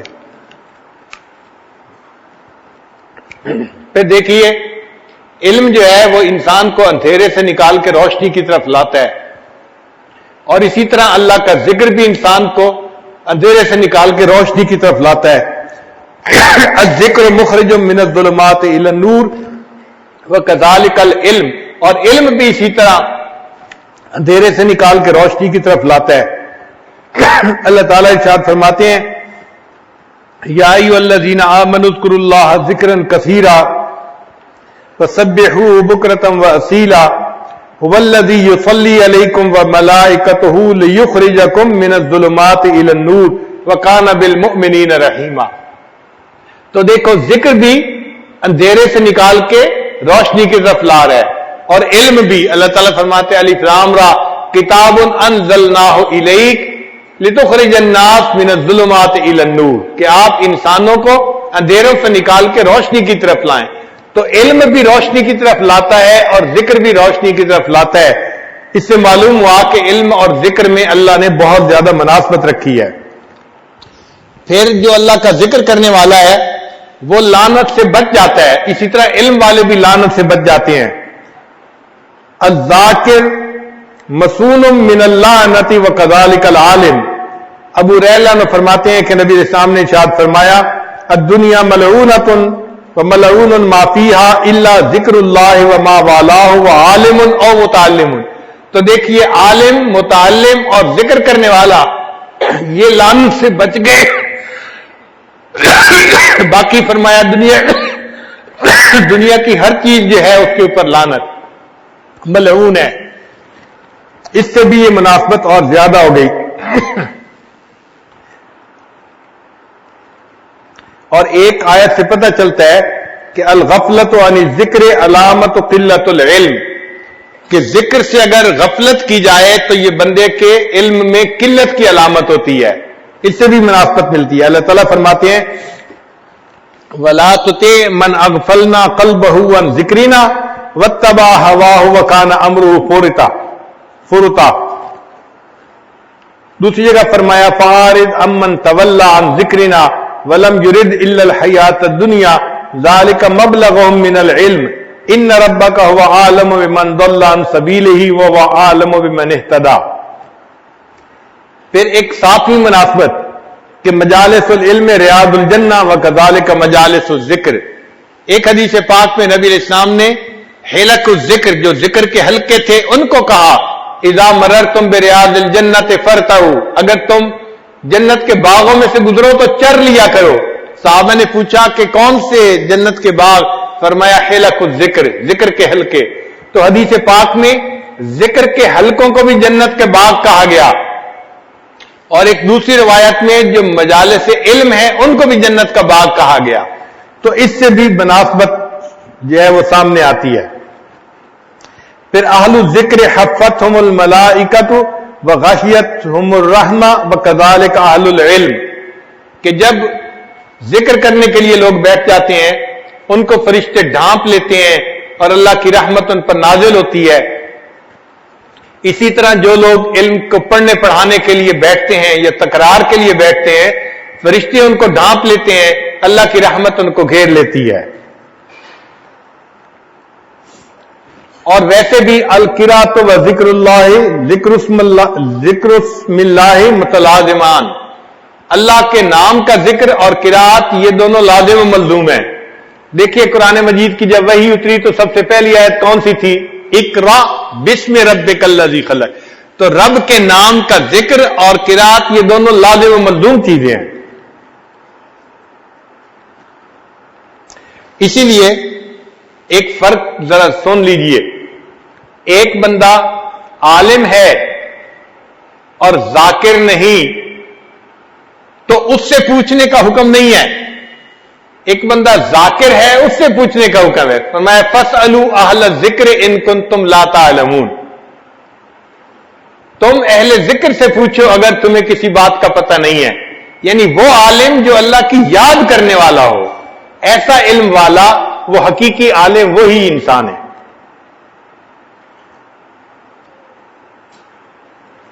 امام احمد رحمت اللہ علیہ فرمایا کرتے تھے عجبت لطالب علم لا ورد له فی اللیل. مجھے تعجب ہوتا ہے اس طالب علم پر کہ جو رات کو کوئی ورد نہ کرتا ہو، یعنی تہجد میں اٹھ کے اوراد و وظائف نہ کرتا ہو. مجھے اس طالب علم کے اوپر بڑی حیرت ہوتی ہے. تو اس سے معلوم ہوا کہ اللہ رب العزت نے علم اور ذکر کے اندر بہت زیادہ مناسبت رکھی ہے. اس لیے ہر ذاکر کو چاہیے کہ اگر زندگی کا وقت فارغ کر سکے تو علم حاصل کرے، اور ہر عالم کو چاہیے کہ اگر وہ زندگی کے وقت میں کچھ وقت نکال سکے تو ذکر ضرور سیکھے. اس لیے فرمایا فَإِذَا فَرَغْتَ فَانْصَبْ وَإِلَىٰ رَبِّكَ فَارْغَب. جب آپ اپنے منصب سے فارغ ہوں تو کیا کریں؟ وَإِلَىٰ رَبِّكَ فَارْغَب، اپنے رب کی طرف رغبت کیجیے. تو طلباء کو بھی چاہیے کہ جب اپنے پڑھنے پڑھانے سے ان کو ٹائم نکلے تو وہ ضرور اللہ کی یاد میں بیٹھا کرے اور اللہ کا ذکر کیا کرے. پھر اہمیت الذکر علی سبعۃ اوجہ، ذکر کی اہمیت 7 وجہ سے ہے. الامر بہ مطلقا و مقیدا، اللہ تعالیٰ نے ذکر کا حکم فرمایا مطلقاً بھی اور مقیداً بھی. فرمایا یا ایھا الذین آمنوا اذکروا اللہ ذکرا کثیرا وسبحوہ بکرۃ واصیلا. اور دوسری جگہ فرمایا وَاذْكُرْ رَبَّكَ فِي نَفْسِكَ تَضَرُّعًا وَخِيفًا. اب وَاذْكُرْ رَبَّكَ فِي نَفْسِكَ، ذکر کر اپنے رب کا اپنے نفس میں، ای فی قلبک. مفسرین نے کہا اس سے مراد ہے اپنے دل میں اللہ کو یاد کرو. تو اللہ تعالیٰ کو یاد کرنے کا حکم ہے گویا اس آیت میں. پھر دوسری وجہ النہی عن ضدہ من الغفلۃ والنسیان، یعنی ذکر کا جو ضد ہے وہ غفلت ہے. تو اللہ تعالیٰ نے غافل ہونے سے منع فرمایا. فرمایا ولا تکن من الغافلین، تو غافلوں میں سے مت ہونا. تو ایک طرف تو ذکر کی اہمیت بیان فرمائی اور دوسری طرف غافل ہونے سے منع فرما دیا. پھر تیسرا تعلیق الفلاح باستدامت ہی و کثرت ہی، ذکر کو مدامت سے کرنا اور کثرت سے کرنا، اس کے ساتھ فلاح وابستہ ہے. فرمایا وَاذْكُرُوا اللَّهَ كَثِيرًا لَعَلَّكُمْ تُفْلِحُونَ، تم اللہ کا ذکر کثرت سے کرو تاکہ تم فلاح پا جاؤ. تو فلاح کا تعلق اللہ کے ذکر کی کثرت کے ساتھ ہے. جتنا زیادہ ذکر کریں گے اتنا اللہ تعالی ہمیں فلاح عطا فرمائیں گے.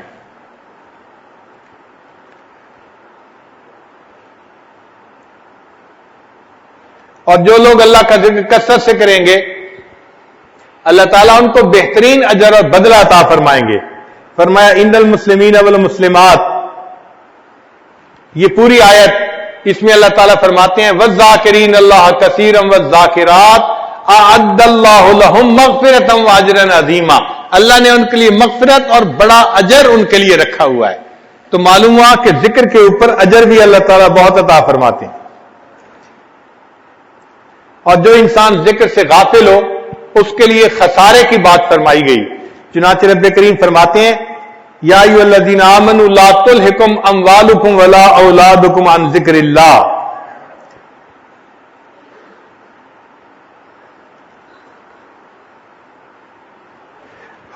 ومن یفعل ذلک فاولئک هم الخاسرون. تو معلوم ہوا کہ جو انسان اللہ کے ذکر سے غافل ہوتا ہے وہ خسران میں پڑنے والا ہوتا ہے.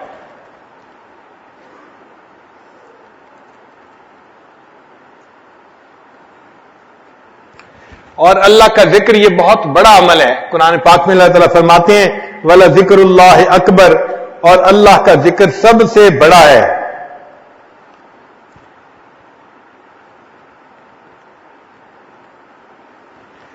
چنانچہ مفسرین فرماتے ہیں کہ ان ذکر اللہ اکبر من کل شیء فہو افضل الطاعات، یہ افضل الطاعات ہے جو اللہ کا ذکر ہے.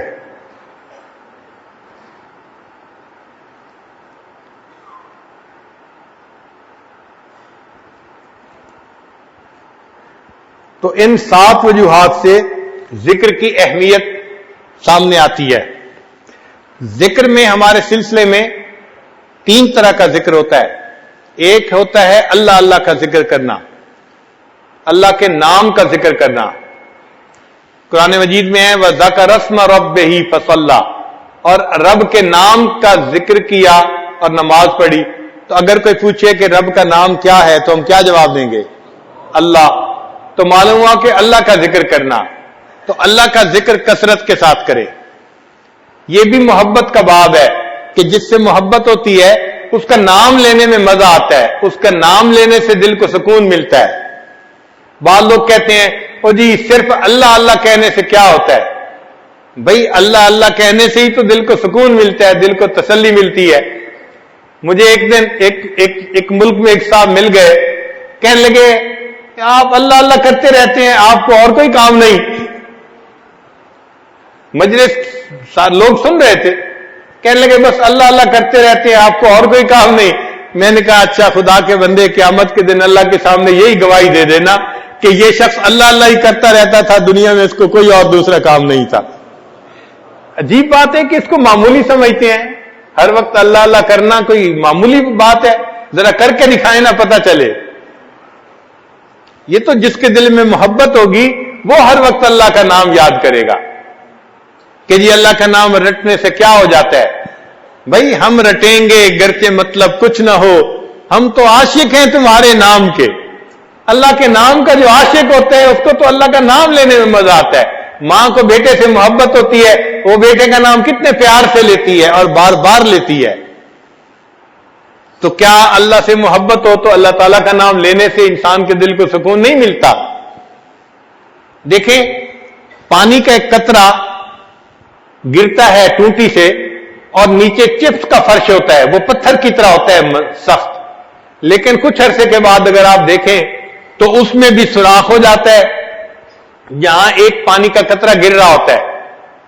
تو اگر پانی کا قطرہ تواتر سے گرتا رہتا ہے تو وہ پتھر میں راستہ بنا لیتا ہے. بالکل اسی طرح اگر اللہ اللہ کا یہ نام تواتر کے ساتھ دل کے اوپر لیا جائے تو یہ دل میں بھی اپنا راستہ بنا لیا کرتا ہے. انسان کے دل میں راستہ بن جاتا ہے اور اللہ کا نام دل میں بس جایا کرتا ہے. اس لیے اللہ کا ذکر کثرت سے کرنا چاہیے تاکہ دل پہ اس کا رنگ چڑھ جائے, اس کا اثر آ جائے.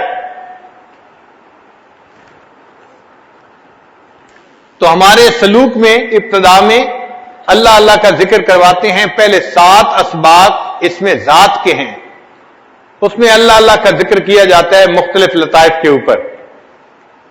پھر اس کے بعد تحلیل کے اسباق ہیں, لا الہ الا اللہ کا ذکر. یہ تحلیل بھی افضل الذکر ہے, افضل الذکر لا الہ الا اللہ. تو یہ نفی اسباق کا ذکر بھی کثرت کے ساتھ کیا جاتا ہے.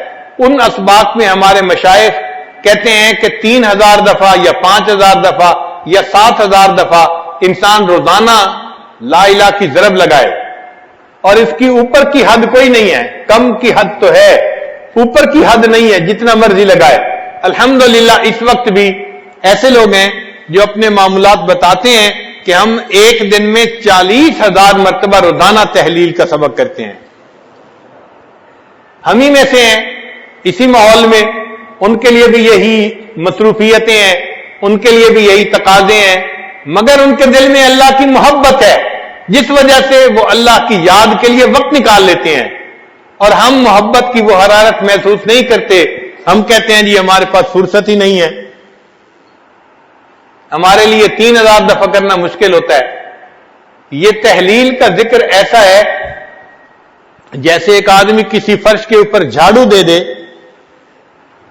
تو گرد مٹی ساری صاف ہو جاتی ہے.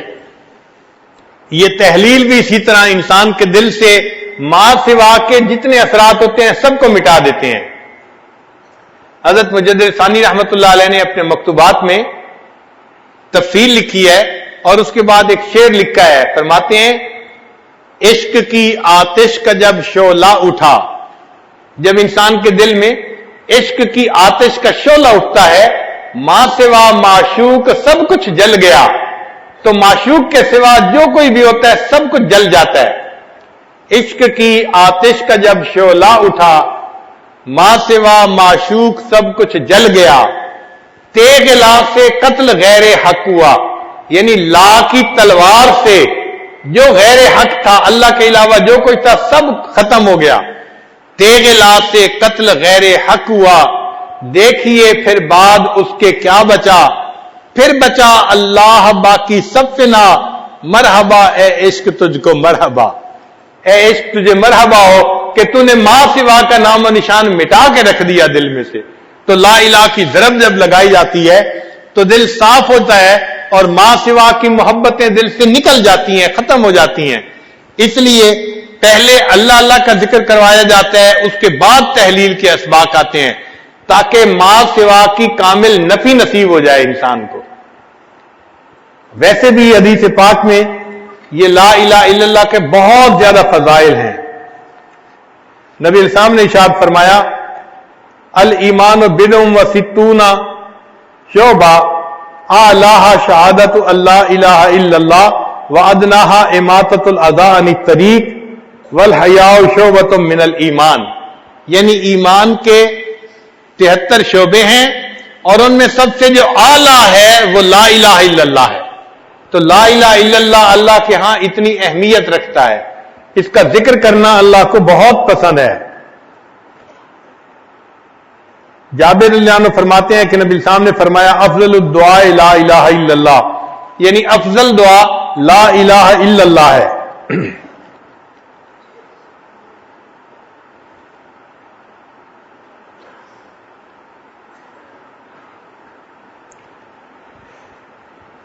چنانچہ قرآن مجید میں ہے کہ اللہ تعالیٰ فرماتے ہیں وَأَلْزَمَهُمْ كَلِمَةَ التَّقْوَى وَكَانُوا أَحَقَّ بِهَا وَأَهْلَهَا، اور اللہ نے ان کو تقوی کے کلمے کے اوپر پکا رکھا اور وہ اس بات کے حقدار تھے اور اہل تھے۔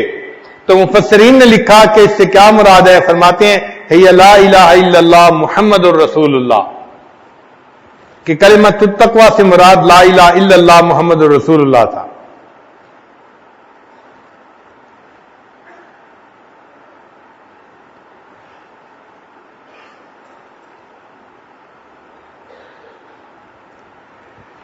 حضرت علی اللہ عنہ فرماتے ہیں کہ میں نے ابن عمر اللہ عنہ سے سنا، وہ کہتے تھے کہ میں نے نبی علیہ السلام سے سنا اور لوگوں نے بھی سنا، یقولون لا الہ الا اللہ واللہ اکبر، یعنی تکبیر پڑھ رہے تھے نبی علیہ السلام حج کے موقع پر، بین مکہ و منا اور مکہ کے درمیان نبی علیہ السلام تشریف لے جا رہے تھے اور یہ تکبیر پڑھ رہے تھے۔ فقال ہیا قل، تو میں نے پوچھا وما ہیا اے اللہ کے حبیب صلی اللہ علیہ وسلم اس سے کیا مراد ہے؟ قال قوله تعالی وَأَلْزَمَهُمْ كَلِمَةَ التَّقْوَى وَكَانُوا أَحَقَّ بِهَا وَأَهْلَهَا، یعنی لا الہ الا اللہ، اس سے مراد لا الہ الا اللہ ہے۔ ابو ذر اللہ عنہ فرماتے ہیں کہ نبی السلام نے فرمایا یا رسول اللہ، اے اللہ کے رسول صلی اللہ علیہ وسلم اوصنی، مجھے کوئی وصیت فرما دیجئے۔ قال صلی اللہ علیہ وسلم، نبی علیہ السلام نے ارشاد فرمایا اتق اللہ، اللہ سے ڈرو، وَإِذَا عَمِلْتَ سَيِّئَةً فَأَتْبِعْهَا حَسَنَةً تَمْحُهَا، اگر تم کوئی برائی کر بیٹھو اس کے بعد نیکی کرو تاکہ نیکی اس برائی کو دھو دے۔ قال قلت یا رسول اللہ، میں نے کہا اے اللہ کے حبیب صلی اللہ علیہ وسلم امن الحسنات لا الہ الا اللہ، کیا لا الہ الا اللہ یہ بھی نیکیوں میں سے ہے؟ قال صلی اللہ علیہ وسلم، نبی صاحب نے فرمایا من افضل الحسنات، یہ تو سب سے بہترین نیکی ہے لا الہ الا اللہ پڑھنا۔ تو دیکھیے اللہ کے حبیب صلی اللہ علیہ وسلم لا الہ الا اللہ پڑھنے کو سب سے بہترین نیکی فرما رہے ہیں۔ ابن عباس نے فرماتے ہیں کہ قرآن مجید میں ہے لہو دعوت الحق، اس سے مراد لا الہ الا اللہ ہے۔ اکرمہ رضی اللہ عنہ سے روایت ہے کہ اللہ تعالیٰ نے فرمایا کہ یا ایھا الذین آمنوا اتقوا اللہ وقولوا قولا سدیدا، تو قول سدید سے کیا مراد ہے؟ وہ فرماتے ہیں لا الہ الا اللہ اس سے مراد ہے۔ اور فرماتے ہیں کہ اللہ تعالیٰ نے فرمایا قد افلح من تزکا، تزکا سے کیا مراد ہے؟ وہ فرماتے ہیں من قال لا الہ الا اللہ۔ اور ایک اور جگہ قرآن مجید کی آیت ہے وَوَيْلٌ لِّلْمُشْرِكِينَ الَّذِينَ لَا يُؤْتُونَ الزَّكَاةَ، وہ مشرک جو زکوٰۃ نہیں دیتے، تو فرماتے ہیں کہ زکوٰۃ سے کیا مراد؟ فرمایا الَّذِينَ لَا يَقُولُونَ لَا إِلَٰهَ إِلَّا اللَّهُ، لا الہ الا اللہ اس سے مراد ہے۔ اور موسیٰ علیہ السلام نے جب فرعون سے کہا تھا کہ هَلْ لَكَ أَن تَزَكَّىٰ إِلَىٰ ان تقول لا الہ الا اللہ، ان سے مراد ان کی یہ تھی کہ تو لا الہ الا اللہ پڑھ لے۔ اور قرآن مجید کی آیت ہے ان الذین قالوا ربنا اللہ ثم استقاموا، کہ وہ لوگ جنہوں نے کہا ہمارا رب اللہ ہے پھر اس پر پکے ہو گئے۔ تو اس سے مفسرین نے فرمایا کہ اس سے مراد ہے کہ اللہ شہادت لا الہ الا اللہ، جو لا الہ الا اللہ کی شہادت پر پکے ہو گئے۔ قرآن مجید میں اللہ تعالیٰ ارشاد فرماتے ہیں الا من اذن له الرحمن وقال صوابا، یہاں صوابا سے کیا مراد ہے؟ فرمایا لا الہ الا اللہ اس سے مراد ہے۔ چنانچہ لوط علیہ السلام نے اپنی قوم سے کہا تھا الیس منکم رجل رشید، تو فرمایا تھا الیس منکم رجل یقول لا الہ الا اللہ، تم میں سے کوئی لا الہ الا اللہ کہنے والا نہیں ہے، اس سے مراد تھا رجل الرشید۔ قرآن مجید کی آیت ہے کہ جہنمی جہنم میں کہیں گے رب ارجعون، اے اللہ ہمیں واپس لوٹا دیجئے، لعلی اعمل صالحا فیما ترکت کلا، تو اعمال صالحہ سے کیا مراد ہے؟ تو مفسرین نے لکھا کہ اقول لا الہ الا اللہ، تاکہ میں لا الہ الا اللہ کہہ سکوں.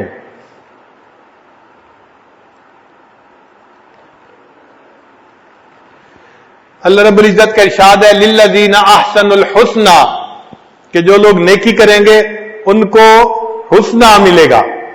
اس سے کیا مراد ہے؟ فرمایا کہ جو لوگ کہیں گے لا الہ الا اللہ، الحسنہ سے مراد الجنہ، ان کو جنت ملے گی.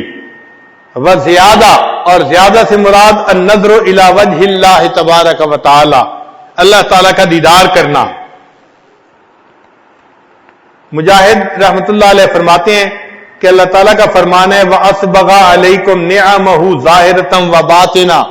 اس سے کیا مراد ہے؟ وہ فرماتے ہیں اس سے مراد ہے لا الہ الا اللہ. ایک بندے نے وہب میں منبہ رحمت اللہ علیہ سے کہا کہ الیس مفتاح الجنت لا الہ الا اللہ، کیا لا الہ الا اللہ جنت کی کنجی نہیں ہے؟ نبی علیہ السلام نے فرمایا ہے.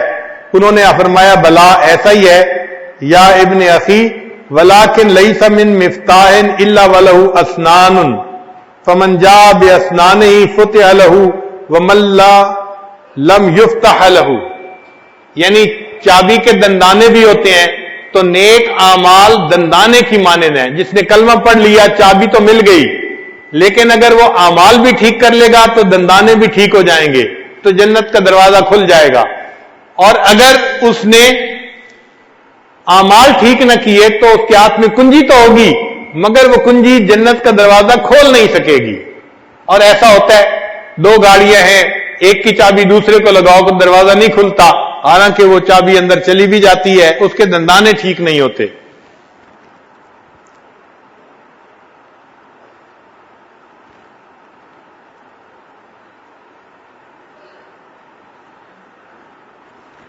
حسن رضی اللہ عنہ فرماتے ہیں قال رسول اللہ صلی اللہ علیہ وسلم، نبی علیہ السلام نے ارشاد فرمایا من قال لا الہ الا اللہ طاشت ما فی صحیفتہ من السیئات حتی یعود الی مثلہا، کہ جس بندے نے لا الہ الا اللہ پڑھا، اس لا الہ الا اللہ پڑھنے پر اس کے نام اعمال میں جتنے گناہ ہوتے ہیں اللہ سب گناہوں کو مٹا دیتے ہیں.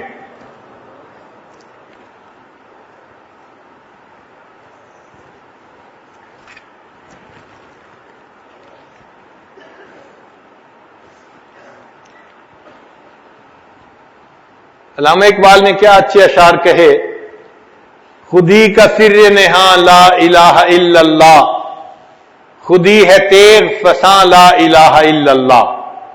خودی سے مراد کہ انسان ایک اللہ کے سامنے جھکے، جگہ جگہ سر نہ جھکاتا پھرے، اس کو وہ خودی کہتے ہیں.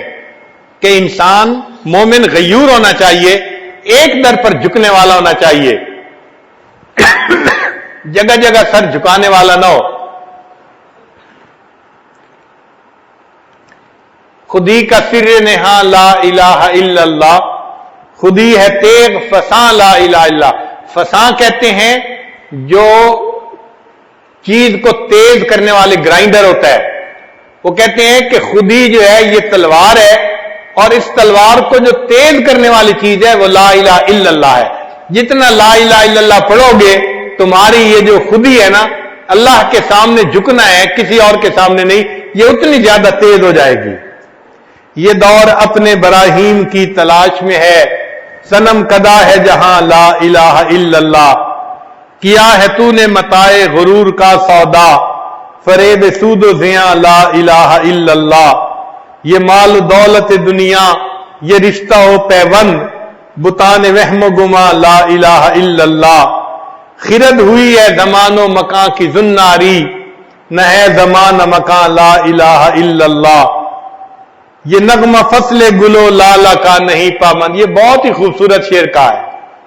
یہ نغمہ فصل گلو لالا کا نہیں پابند، یعنی یہ جو نغمہ ہے نا لا الہ الا اللہ والا، یہ اس کو بہار کی ضرورت نہیں ہے کہ بہار میں پڑھیں گے خزاں میں نہیں پڑھیں گے. یہ نغمہ فصل گلو لالا کا نہیں پابند، بہار ہو کے خزاں لا الہ الا اللہ. ہمیں تو ہر حال میں لا الہ الا اللہ پڑھنا ہے. اور آخری بات کہتے ہیں اگرچہ بت ہیں جماعت کی آستینوں میں، مجھے ہے حکم اذاں لا الہ الا اللہ.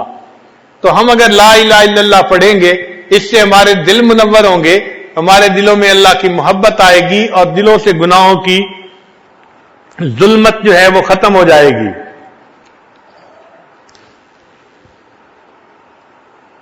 پھر اللہ رب العزت کا جو نام ہے نا، یہ نام بھی کتنا پیارا نام ہے۔ کہنے والے نے کہا اللہ اللہ اینچ شیریں ہست نام، یعنی اللہ اللہ جو ہے یہ کتنا میٹھا لفظ ہے۔ اللہ اللہ اینچ شیریں ہست نام، شیر و شکر می شود جانم تمام، کہ جب میں اللہ اللہ کا نام لیتا ہوں تو میرا پورا جسم ایسے میٹھا ہو جاتا ہے جیسے کسی چیز کے اندر چینی کو ملا کے اسے میٹھا کر دیا گیا ہو۔ اللہ کے نام میں واقعی ایسی مٹھاس ہے۔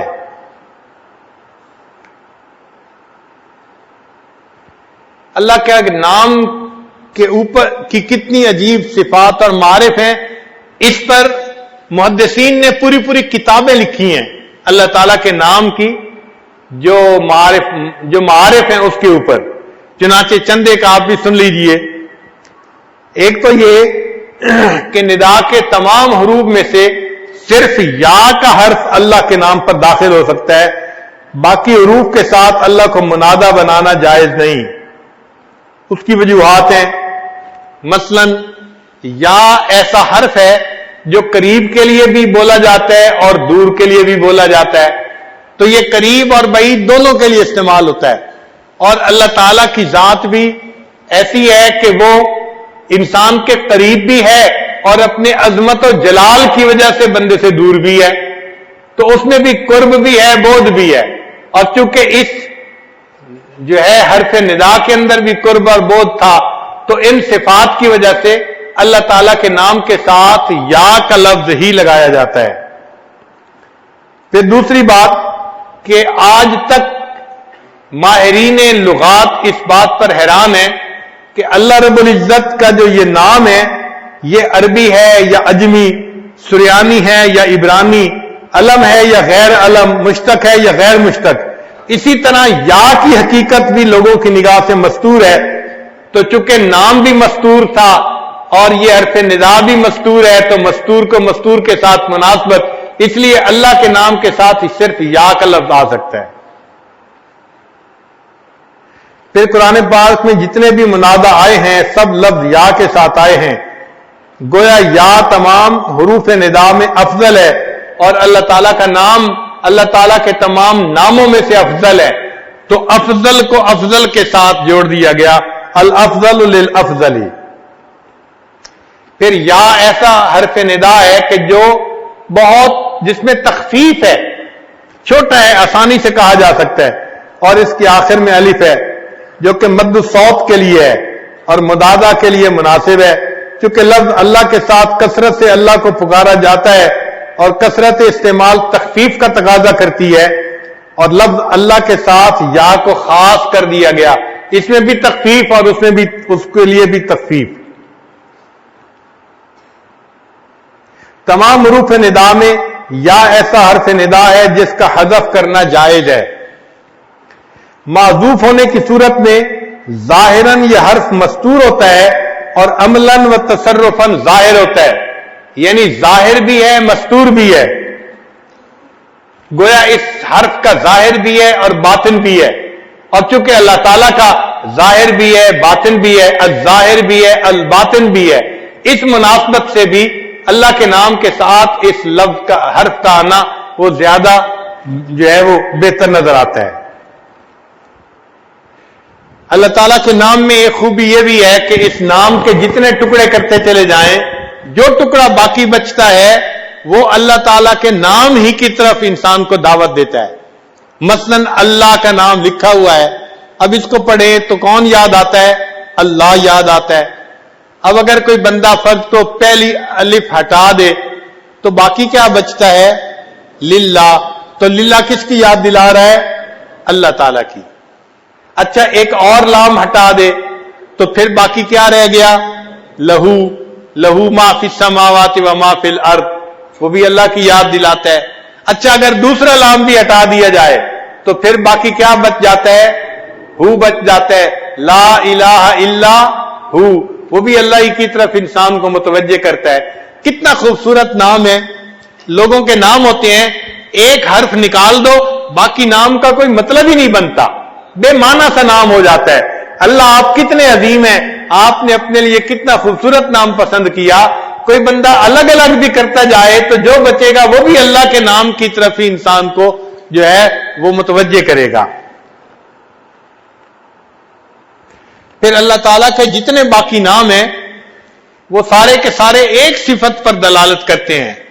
مثلا الکریم، کرم کی صفت کے اوپر، الجواد، جود کی صفت کے اوپر.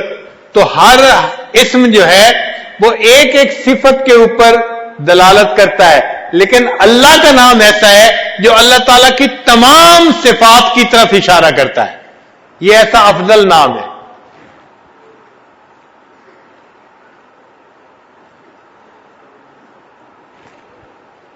پھر یہ بھی سن لیجئے کہ لفظ اللہ سے پہلے اگر کوئی لفظ ہے اور وہ مفتوح ہے یا مضموم ہے تو اللہ کا جو لام ہوتا ہے نا اس کو پر پڑھتے ہیں. اس کو تفخیم کہتے ہیں قراء کی زبان میں. یہ تفخیم لفظ اللہ کی جو ہے نا وہ خصوصیت ہے. کسی اور لام میں یہ تفخیم نہیں ہو سکتی، صرف اللہ کے نام کو پر پڑھا جائے گا. اس لیے کہ اللہ کی عظمت کی وجہ سے اللہ کے نام کے اندر بھی ایسا حسن ہے، اس کے پڑھنے کے اندر بھی انسان کو جو ہے وہ پڑھنے میں بھی مزہ آتا ہے. یہ کیسا پیارا نام ہے. اذان کے شروع میں اللہ اور اذان کے آخر پہ اللہ. ہم اذان دیتے ہیں تو کہاں سے؟ اللہ اکبر، تو پہلا لفظ کیا ہوتا ہے؟ اور جب اذان ختم کرتے ہیں تو لا الہ الا اللہ، تو کہاں پہ ختم کیا؟ اچھا نماز شروع کرتے ہیں تو کیا پڑھتے ہیں؟ اللہ اکبر، تکبیر تحریمہ. تو اللہ کے نام سے نماز کی ابتدا. اور جب سلام پھیرتے ہیں تو پڑھتے ہیں السلام علیکم ورحمۃ اللہ، تو اللہ کے نام پہ انتہا. تو اذان کی ابتدا اور انتہا اللہ کے نام سے، نماز کی ابتدا اور انتہا اللہ کے نام سے. یہ کیسا پیارا نام ہے. اگر یہ کسی بندے کے دل میں بس جائے تو سوچئے کہ اس بندے کو کتنی نعمت اللہ کے ہاں سے نصیب ہو گئی. اس لیے بچہ جب دنیا میں آتا ہے تو سب سے پہلے اس کے کان میں اللہ کا نام پہنچایا جاتا ہے. جب اذان دیتے ہیں بچے کے کان میں تو اللہ اکبر سے شروع کرتے ہیں تو سب سے پہلا نام کیا پہنچا؟ اللہ کا نام پہنچا.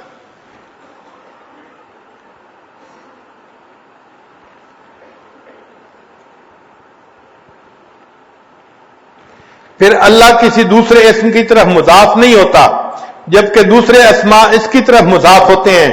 جیسے عبداللہ، کتاب اللہ، تو اس کی طرف تو مضاف ہو رہے ہیں باقی، لیکن اس کی اضافت کہیں نہیں کر سکتے چونکہ اضافت نقص کی دلیل ہوتی ہے. اس لیے اس نام کی طرف وہ نہیں کر سکتے. اللہ تعالیٰ احتیاج سے پاک ہیں، ایسے اللہ تعالیٰ کا نام بھی احتیاج سے پاک ہے. پھر یہ اللہ کا نام پوری کائنات کی جان ہے.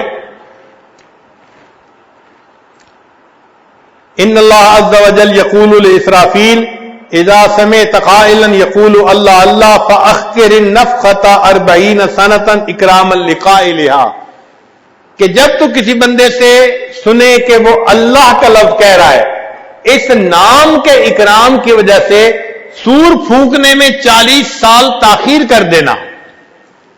کتنا یہ عظیم نام ہے کہ اس کی وجہ سے پوری کائنات تباہ ہونے سے بچا دی جاتی ہے 40 سال کے لیے.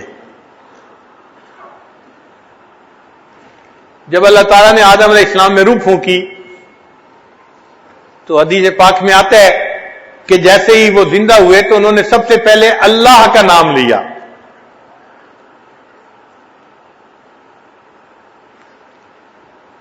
ایک اور طلباء کے لیے نکتہ، آپ نے دیکھا ہوگا کہ جب حروف ابجد لکھتے ہیں نا، الف کھڑی کھڑی لکھتے ہیں اور با لیٹی لیٹی لکھتے ہیں.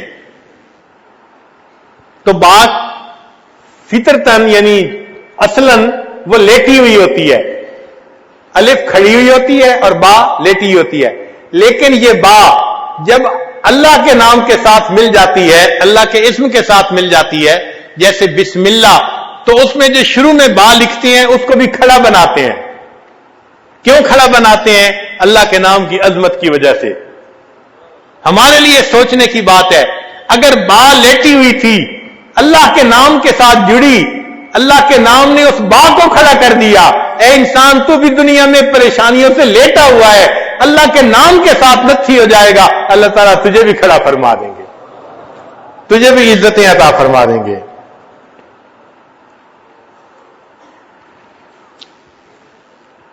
حضرت عمر بن عبدالعزیز رحمت اللہ علیہ اپنے کاتب کو کہا کرتے تھے کہ جب بسم اللہ لکھنا ہو تو با کو ذرا اونچا کر کے لکھا کرو، جتنا اونچا کر کے لکھو گے اتنا بسم اللہ میں حسن زیادہ ہوگا.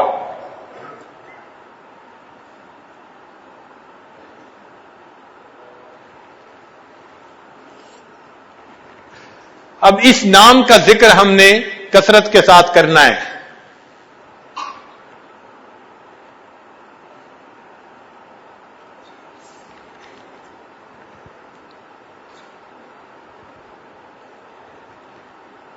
ہمارے ایک بزرگ فرماتے ہیں، مومنا ذکر خدا بسیار گو، مومنا ذکر خدا بسیار گو، تابعہ بی درد عالم آبرو، ذکر کن ذکر تا ترا جانست، ذکر کن ذکر تا ترا جانست، پاکی دل ز ذکر رحمان است. جتنا رحمان کا ذکر کریں گے اتنا ہی دل کی پاکی زیادہ بڑھے گی، دل منور ہوگا.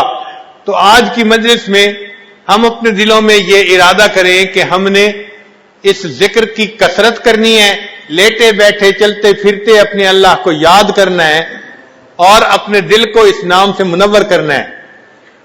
یہ نام اتنا برکتوں والا ہے کہ حضرت گنگوئی رحمت اللہ علیہ نے ایک جگہ لکھا ہے کہ اگر کوئی بندہ پوری زندگی میں ایک مرتبہ اللہ کا نام محبت سے لے گا، اس ایک عمل کی وجہ سے کبھی نہ کبھی اس کو جہنم سے ضرور نکال لیا جائے گا. تو جس نام میں اتنی برکت ہو کہ ایک دفعہ اللہ کا نام اللہ کثرت سے کوئی لے، ایک دفعہ نام لے تو جہنم سے نکلنے کا سبب بنے گا. اگر بار بار اس نام کو لیں گے اور رٹیں گے تو اللہ کو کتنا اچھا لگے گا. اللہ تعالی ہمیں اپنا ذکر کثرت کے ساتھ کرنے کی توفیق عطا فرمائے. ہمارے اکابر خوب ذکر کرتے تھے، بہت زیادہ ذکر کرتے تھے. چنانچہ کتابوں میں لکھا ہے کہ بعض حضرات ستو خشک پھانکتے تھے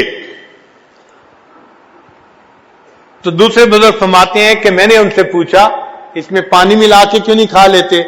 وہ کہنے لگے میں نے حساب لگایا ہے، اگر خشک کھائیں تو وقت کم لگتا ہے، پانی ملا کے کھائیں وقت زیادہ لگتا ہے، اور پانی ملانے میں اتنا وقت زیادہ لگتا ہے کہ جس میں 70 مرتبہ سبحان اللہ پڑھ سکتا ہوں. لہذا پچھلے 20 سال سے میں خشک ستو کھا کے گزارا کر رہا ہوں، جو وقت بچتا ہے اس میں بھی میں اللہ کا نام لے لیتا ہوں. اور ہمارے اکابر تو فرماتے ہیں کہ ہر سانس کے نکلتے آتے اور جاتے اللہ کا نام انسان لے، ہر سانس کے ساتھ اللہ کا نام، ایک سانس بھی اللہ کے نام سے غافل ہو کر نہ گزرے. ہمارے سلسلہ عالیہ نقشبندیہ میں اس کو وقوف قلبی کہتے ہیں. وقوف قلبی کا مطلب کہ دل ہر وقت اللہ کے ساتھ جڑا رہے، لیٹے بیٹھے چلتے پھرتے ہر وقت دل اللہ تعالی کی یاد میں مصروف رہے. اور واقعی انسان اس نام کو جتنا کثرت سے لیتا ہے، یہ نام انسان کے دل کے اندر اس طرح بس جاتا ہے کہ پھر انسان بھول ہی نہیں سکتا. بھلانا بھی چاہو بھلا نہیں سکو گے. بھولنے کی بھی کوشش کرے انسان تو اس نام کو بھول نہیں سکتا، ایسا دل میں بس جاتا ہے. چنانچہ شاعر نے کہا روز کہتا ہوں بھول جاؤں انہیں، روز کہتا ہوں بھول جاؤں انہیں، روز یہ بات بھول جاتا ہوں۔ ایسا یہ نام دل میں بس جاتا ہے کہ بندہ بھولنے کی نیت کرے تو بھول بھی نہیں سکتا۔ امام ربانی مجدد ثانی رحمت اللہ علیہ فرماتے ہیں کہ جس بندے کو فنائے قلب کی کیفیت حاصل ہو گئی، اس بندے کو 1000 سال کی عمر دی جائے اور اسے کہا جائے اس 1000 سال میں تم اللہ کے نام کو بھلا کر دکھاؤ، وہ فرماتے ہیں کہ 1000 سال کوشش کرنے کے باوجود وہ اللہ کی یاد سے غافل نہیں ہو سکے گا۔ اب ایسا مقام کہ بھلانا بھی چاہو بھلا نہیں سکو گے، اس لیے ہمارے مشائخ نے لکھا ہے الفانی لا یرد، فانی واپس نہیں لوٹتا۔ واقعی جس کو ذکر میں فنا حاصل ہو جاتی ہے پھر غفلت کا نام و نشان وہاں نہیں آتا۔ اس کی مثال یوں سمجھے کہ اگر کوئی پھل پک جائے تو کیا پکنے کے بعد دوبارہ کچا ہو سکتا ہے؟ دوبارہ کچا نہیں ہو سکتا۔ کوئی بچہ بالغ ہو جائے تو بالغ ہونے کے بعد دوبارہ نابالغ تو نہیں ہو سکتا۔ اسی طرح جب ذکر میں فنا کا مقام مل جاتا ہے تو بندہ پھر دوبارہ غفلت کی طرف واپس نہیں لوٹ سکتا۔ تو ہم ذکر کو اتنا کریں کہ اس کو نقطہ فنا تک پہنچا دیں، فنائے قلبی کا مقام حاصل ہو جائے اور ہمیں اللہ تعالیٰ شیطان کے فریب سے محفوظ فرما لے۔ یہ ذکر انسان کے پاس اسلحہ ہے، ہتھیار ہے۔ اور آپ نے دیکھا ہوگا کہ جب کوئی فوجی کسی دشمن پر قابو پا لیتا ہے نا تو سب سے پہلا کام یہ کرتا ہے کہ اس سے اسلحہ چھینتا ہے۔ جب بھی فوجی کسی کو پکڑتا ہے کیا کہتا ہے؟ ہینڈز اپ، ہاتھ کھڑے کرو۔ کیوں ہاتھ کھڑے کرواتے ہیں بھائی؟ اس لیے کہ ہاتھ میں اگر کوئی چیز ہوگی تو نیچے رکھے گا یا نیچے یا اوپر ظاہر ہو جائے گی۔ تو سب سے پہلے دشمن سے اسلحہ لیتے ہیں۔ اسی طرح شیطان بھی جب انسان پر حملہ آور ہوتا ہے تو وہ کیا کرتا ہے کہ انسان کو اللہ کے نام سے غافل کر دیتا ہے، وہ اس کا اسلحہ اس سے چھین لیتا ہے۔ تو ہم اپنے رب سے غافل نہ ہو، بس یہ ذہن میں رکھ لیں، ہر وقت دل میں اللہ تعالیٰ کی یاد ہو۔ ہمارے مشائخ اتنا اللہ کو یاد کرتے تھے کہ وہ گھنٹوں مراقبے میں بیٹھتے تھے۔ حضرت مولانا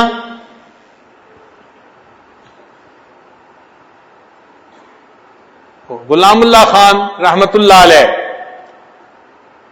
انہوں نے قرآن مجید کی تفسیر پڑھی تھی ایک بزرگ سے۔ ہمارے حضرت مرشد عالم رحمت اللہ علیہ نے بھی انہی سے تفسیر پڑھی تھی۔ ان بزرگوں کو اللہ رب العزت نے نقشبندیہ سلسلہ میں بہت زیادہ جو ہے وہ ذکر کی توفیق عطا فرمائی تھی۔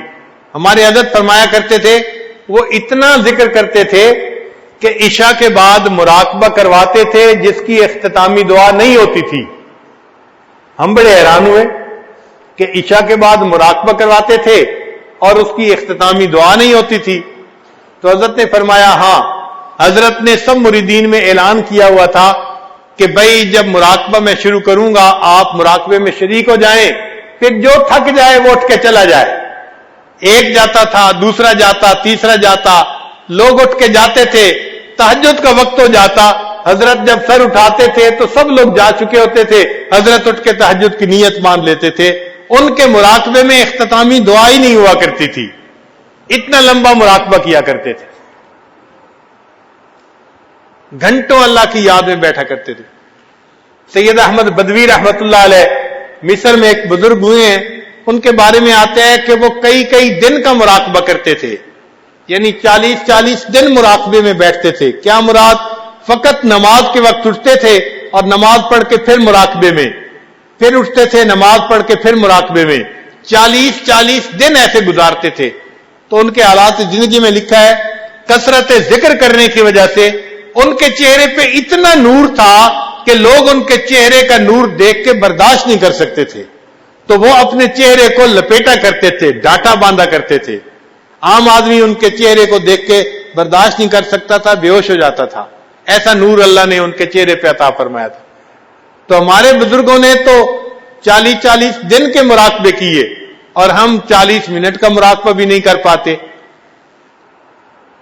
2 منٹ 4 منٹ کے مراقبے سے انسان کا دل نہیں سنورتا. جو دل بگڑنے میں جو ہے 20 سال لگے اس کو بگاڑنے میں، اب اس کو سنوارنے میں 20 منٹ تو لگیں گے ہی نا. یہ کیسے ہو سکتا ہے کہ ہم 2 منٹ کا مراقبہ کریں اور دل سنور جائے؟ تو اس کے لیے وقت لگانا پڑے گا. ہم اس کو اپنی ایک ضرورت سمجھیں. موت سے پہلے پہلے یہ نعمت اللہ نے ہمیں عطا فرمائی ہے. ہم اپنے دل کو سنوار لیں تو یہ قلب سلیم بن جائے گا. اور اللہ تعالیٰ فرماتے ہیں کہ یوم لا ینفع مال ولا بنون الا من اتى اللہ بقلب سلیم. قیامت کے دن نہ مال کام آئے گا، نہ اولاد کام آئے گی، بیٹے کام آئیں گے. ہاں جو سنورا ہوا دل لایا وہ دل اسے کام آئے گا. اللہ تعالیٰ دلوں کے بیوپاری ہیں. بندے سے دل مانگتے ہیں، اے بندے مجھے اپنا دل دے دے. ہم اللہ کو اپنے دل میں بسا لیں. اتنا ذکر کریں کہ اللہ دل میں آ جائے. اتنا ذکر کریں کہ اللہ دل میں سما جائے. بلکہ اتنا ذکر کریں کہ اللہ دل میں چھا جائے. حضرت مجذوب رحمۃ اللہ نے یہی کہا، یاد میں تیری سب کو بھلا دوں کوئی نہ مجھ کو یاد رہے. یاد میں تیری سب کو بھلا دوں کوئی نہ مجھ کو یاد رہے.